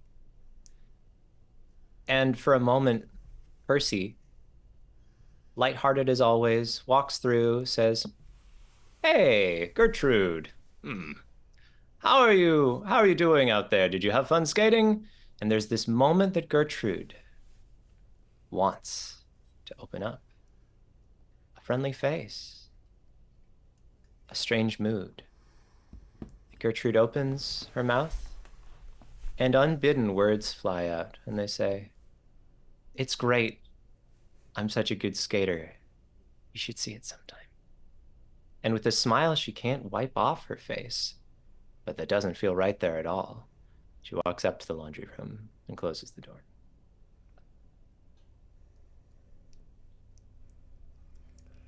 Now the question is that the end of the chapter?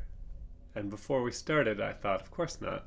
I want to see these last 2 tokens go. But that was pretty cool, so I wouldn't be totally upset if it was.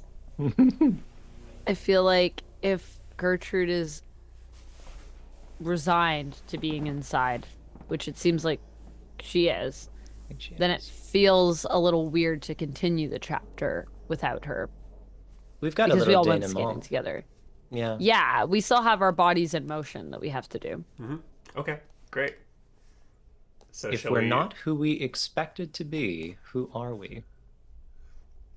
So we're going to answer this question up to a number of tokens that we have placed on it. This has been happening silently in the background for those watching. People have been placing tokens on this question, and we have gotten up to 9. So if we put 9 to 12 tokens on this question throughout the duration of the game, the instructions are for everyone to go around and answer compassionately with someone else in mind.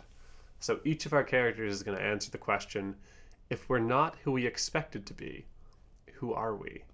They're going to answer it compassionately, thinking of someone else. So maybe this answer is for not you and for someone else, or maybe you're thinking about how someone else has changed your mind or formed your answer as the day has gone on. And once we all answer, we will finish the round.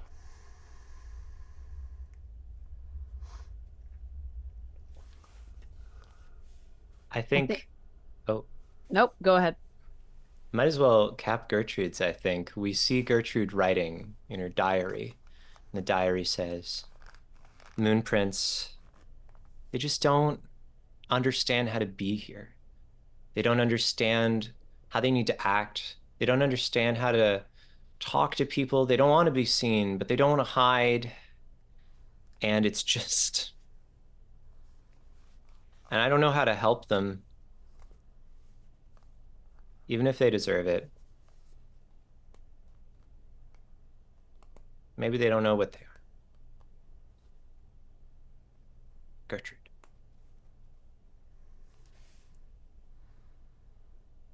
I think Hey Kid, after a long day of skating, having ditched most of their layers at this point, skating around the rink now in shorts, and starting to get tired of the whole thing. Shorts and just their mittens finally on. Thinks about Gertrude and what Amelie asked earlier. So, if Gertrude before thought that she wasn't cool, that made her cool, because you can't know that you're cool to be cool. And now that she is cool, she's not cool. What does that mean? What happens when things like this happen? What honest?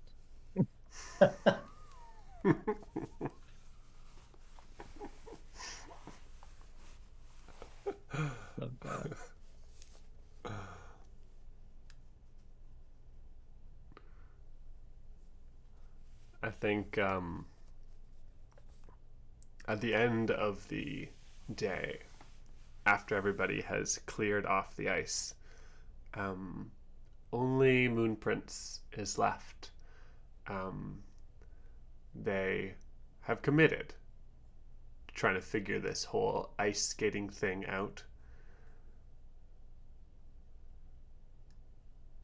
And while they look longingly at the warm windows of the bed and breakfast that they can see from the pond, especially the one on the second floor, the laundry room, cracked slightly open with just, it looks like you can see the steam coming out of it from here. People seem happy inside and they have each other. But the Moon Prince straightens up their spine and begins to push off and skate again, the 100th time they're trying, And as they gain some speed, they kick off ever so slightly from the ice.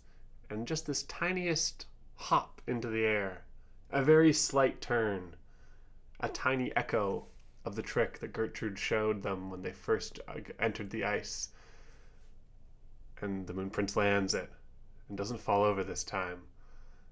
And just shrieks a tiny little yes! And begins to skate on.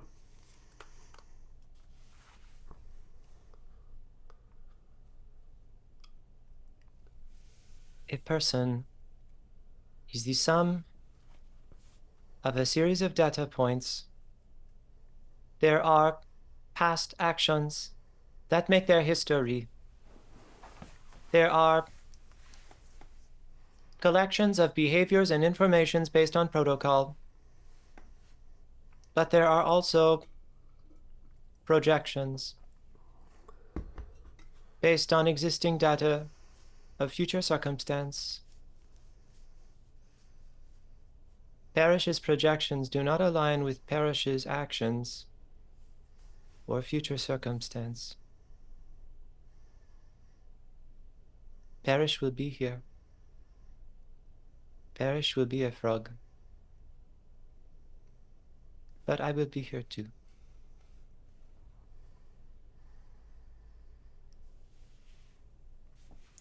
Parrish in his room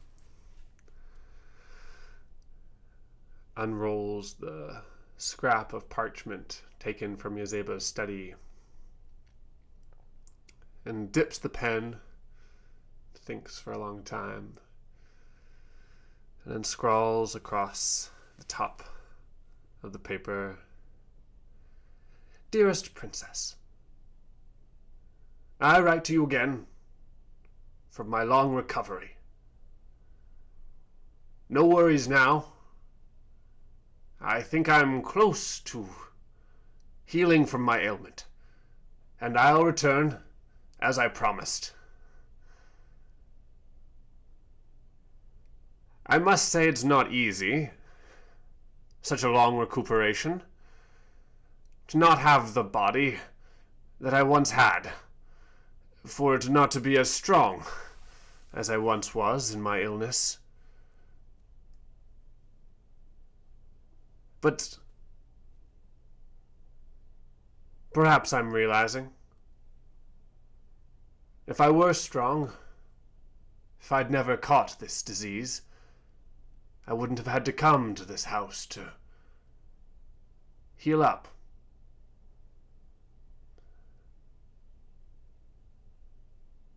And the other patients here, well, some of them I quite like, to be honest. They're quite kind, and I like to cook for them, time and again. And I've seen rather much more of the world than some of them, so perhaps here and there I am a boon to them and their lives. And while you'd never choose to fall ill, perhaps sometimes, for a moment, it might be the better path to walk. And perhaps you come back stronger. As certainly I will. In no time at all. I will see you soon, my betrothed. Parrish."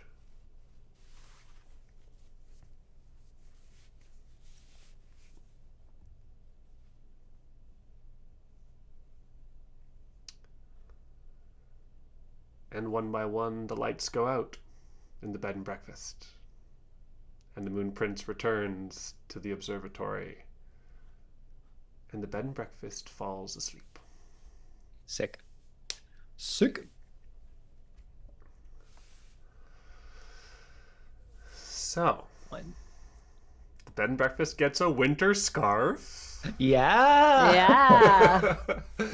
I And- think we know where it's going, right? Yeah, on our path to Monday's house.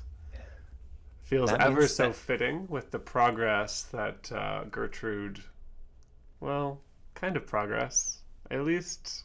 I think the only progress Gertrude is able to make Mm, with this predicament. hmm I think So, she's starting to realize it's a predicament, so that's progress. That's what they say. You can't fix something Gotta acknowledge unless you have a problem. gotta acknowledge you got a problem there. How does that? How far does that take us on the track to Monday's house? There's one Along more the on track. the track. There's only one more. There's one more. Whoa! If you haven't been keeping track, ever since Gertrude sold her heart to Monday, the mischievous fairy, we have had a new option of placing the trinkets that we get on this path to Monday's house, which, while quite an expensive path to fill out, we hope will open the next step of Gertrude's story and perhaps, well, at least the next chapter, if not a chance to redeem Gertrude, and maybe perhaps rethink what has happened. Gertrude has 2 leftover tokens. What are you gonna do with Any those? leftover tokens that Gertrude has go into Gertrude's heartache track. Oof. And if it fills up, a word from Gertrude's facts about me gets blacked out. How close are we to heartache filling? That takes us about halfway there. Every 5 is a heartache filling. All I right. think we'll be okay because we've prioritized this. But boy, if you just let that keep going, you could shrivel up into a husk. Yeah. Oh man. Yikes. That's true. That's really interesting. No.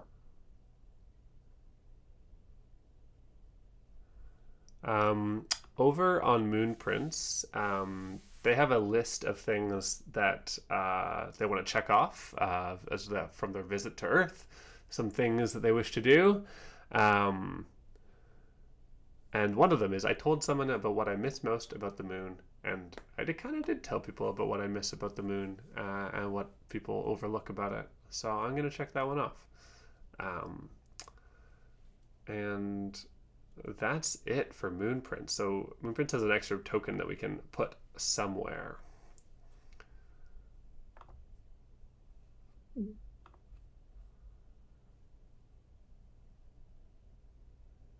And I'm going to put one token in Parrish's track, which is called Tired Old Frog. And we're now 3 away from it filling up and Parrish admitting that he's getting a bit older and writing down a telltale sign of his age. Oh no. So if we want to put some into Hey Kids stuff, I could update the stats. Yeah. You kind I of think got Hey Kid got some cool, right? cool. Yeah, Think is I that was what it is? cool? Is that what I you think Hey Kid had demonstrated a strong understanding of what cool is. Cool. Ah, that's true. That is true. See, I was thinking deeper, mature, but I didn't think about that. And then I was thinking, man, how does Hey Kid not have any cool? But that's true. Hey Kid did demonstrate an understanding of cool here. Yeah, Like a Which- pretty strong understanding of cool. true. Potentially makes them cooler. Yeah. I also added a fact to Hey Kid's sheet. Ooh, what you add? I am the prince of the darkest dimension. So I like to paint with my tail sometimes, is the other fact we have written down for anyone following along at home. Those are the great 2 Hey Kid combination. facts. Great combination of facts. That's awesome, Amanda. That was really feels good. very Hey Kid. Thank you. Thank you for imbuing me with that. For Hey Kid. It was fun. What's the last one we have? Emily. Does Emily have a track? Emily does have a track, so we will check one off. If it fills up, then Emily does something to programming, and that's neat. All right. So I used up Hey Kid's token. What do we have left? I'm putting the Moon Princess token into our book club track, which, if you'll remember, we were going to read the book, the textbook The about moon- life on the moon. I think that's what it is. Moon. So we are now A guide to life on the moon, yeah. are now 3 checks away from filling up Oh, I and getting a can't book wait to read the club. book.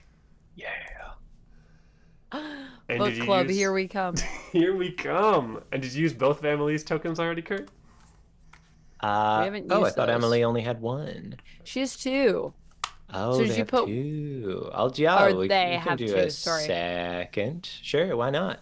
Emily's, I feel like we've never given Emily checks before, so. I don't think we have. Nice. So It's good that we do. Emily hasn't gotten to be a main character very often, you know? Supporting role often. she is often a supporting role. I agree. They are often a supporting role. Nice, good one. And those are our last tokens, which means we have handled our what is it? Housekeeping very very expediently. Guys, that was a really cool little episode. I liked it a lot. Yeah. Yeah, that was neat. That's pretty much what I was hoping would come out of that episode. We hit on some like deep character themes. We explored what they meant, but we went beyond. We checked out what it meant for other people too, which is fun. I like Yes. I like how we really like steered into Gertrude on that. It was cool. You know? Not what it promised, but it really delivered for Gertrude, which was nice. Gertrude Yeah. wouldn't normally be slippery. True. It was special that she was brought there. Only because of what's happened to her. Yeah. I agree. And Hey Kid had some good moments. That was cool. And we got more room for him. Yeah. There's a lot of a lot of the characters, I think everyone got good moments in that chapter. So, I mean, Gertrude is just, here's the thing with Gertrude though. Gertrude is just main character energy, so. But I mean, true. Gertrude has been main character energy, I think, since the beginning of our playthrough. Like, even in the first chapter with the play, when... But she was certainly... Was I playing her in that chapter? Maybe. Yeah, maybe. Yeah. It wasn't me. And that's Something all I like remember is whether it was me or not. I can't remember. I mean, that's the easiest I think it was thing to me. remember. I think I started playing Gertrude. Okay. And I feel like that was something that I felt with her, like, instinctually. I don't know. She's so interesting. I think what's fun is that, Yeah. like, she, early on, she's, like, so quiet and sort of trying to remove herself from things that it's hard to make her, like, sometimes she's, like, a little reluctant to be the main character, you know? She's the main character in spite of herself. Yeah, But- yeah. And then it's like, then when she becomes, like, the main character, the question becomes, like, what does she want to do with that? Yeah, right. Which is also interesting. Yeah. When you've embraced the main character energy, but you're kind of just like, wait, why did I want this? Wait, what am I doing with this? Yeah. Yeah, I just think I mean, all the characters are really good, but I think she's a standout for, I think, all of us. She's got a good As a story happening. collective. And Kurt, you played her so well. It was so fun to see you play It her. was fun to do a little Gertruding. Yeah, she's fun to play. I liked being Parrish. Thanks for lending me Parrish. Oh, Oh, yeah, man. you did a great parish. I loved your parish. Will Parrish ever get back to his love? Is there even somebody waiting for him? Do you think he's just writing letters to no one? It's been a long time. It's been a long time. I don't True know. love lasts a lifetime. Oh, that's nice. Thanks, Amanda. That's a good point. You're welcome. Well, that takes us to the end of this little chapter of Yazeba's Bed and Breakfast. Do either of you have things that you want people to know about before we sign off? Yeah, I should probably plug my Kickstarter again. Yeah, tell us about the Kickstarter one more time. Because Hey, honestly, folks. it's very exciting. It's very cool what's going on over there. There's a Kickstarter. It's for a silly game about sock puppets and passive-aggressively communicating things that you aren't willing to have adult conversations about. It's on Kickstarter now. There's lovely pictures made by illustrator Zan Farley, who has done a beautiful job with the book. And also, the video's funny. So maybe watch it and just go, haha, and then close it. You don't have to give me money.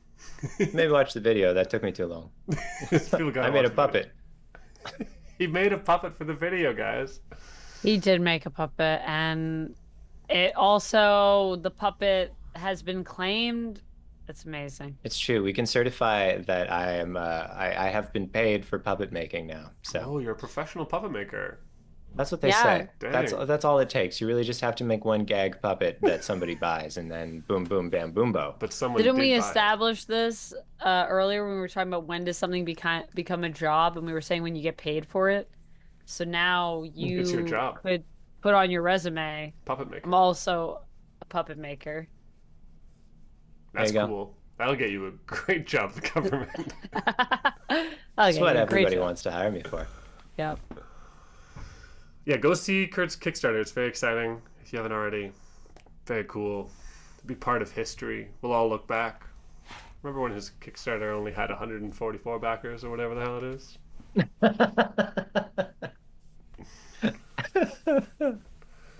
Right, that's all. Yeah. That's my plug. Obviously, that's my big plug. So there it Nice, goes. nice. Let me put our socials in the chat. Sorry, hold on a second. Great. And then you can tell us, Amanda, whether what we have looking forward Just to doing in some Amanda modding. World.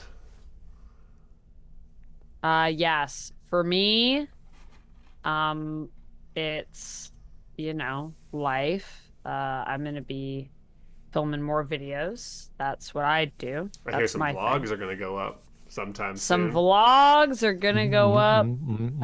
If you guys like vlogs, if you guys like London, that'll be on my YouTube channel, so you can check out those. I'm not sure if they're gonna be members only or if they're gonna be all public. So some of them might be members only. So just if you're interested in that, or if you don't see them, check the members only playlist, and then you can see what's there, and then decide if you want to become a member.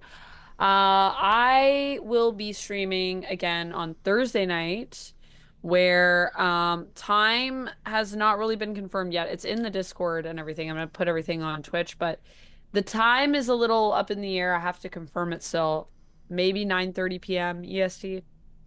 We'll be on with me, Duck, and possibly Casually Comics might be joining us, Sasha. So we'll be talking comics and just kind of doing a little casual comics catch up where we just talk about things we're reading, what we're excited about.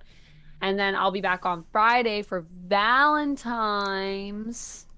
Time also is a little loose, but right now I have it down for 3 p.m. EST, and I'm going to be playing some Dream Daddy. So if you guys want to come date some dads with me, please do, because I still haven't finished the game. And my daughter's name is Amanda, so I really love playing it because it feels like I am also my daughter, which is weird. Are you a dad in the game? Yeah, who are you? Also, Yeah, dad? I'm a dad. And you're dating I'm other a dad dads. dating other dads. Sick. Yeah, I'm trying to find the dad. The sounds of this For no me. better. Inside yourself. But my daughter's name is Amanda. No better Valentine's Day activity than dating dads with Amanda with her daughter Amanda. My Sounds daughter. great. I'm returning a game to the library. What? What is it? Prince of Persia: The Lost Crown. Really good Metroidvania, actually. And that's what you're doing on Valentine's Day. Well, that's when the library wants it back, so that's when they're getting it. You gotta return it. Well, I'm writing then- a math exam, so we've all got our activities planned. Romance. Who's the most Ah. romantic? Is it having a 1 daughter plus named 1 after yourself? Is it equals returning a Dream game to the Daddy. library? Is it doing a math exam? What do you guys Maybe. think is the most romantic thing? Let us know. Sorry. Together. Ooh. I will also be around on Saturday streaming as well. I'm going to be doing some Star Wars Outlaws, I think, as we unlocked it, and so it shall be. And then next, I also have to do a tarot stream that we unlocked. And stay tuned on the Discord. We're going to be doing a TV watch along. But that's pretty much everything. There's for so me. many things happening.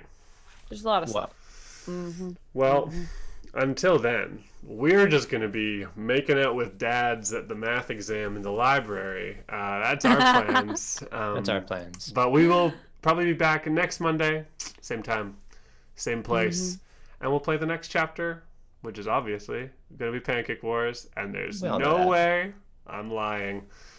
That's lies Never. you'll enjoy.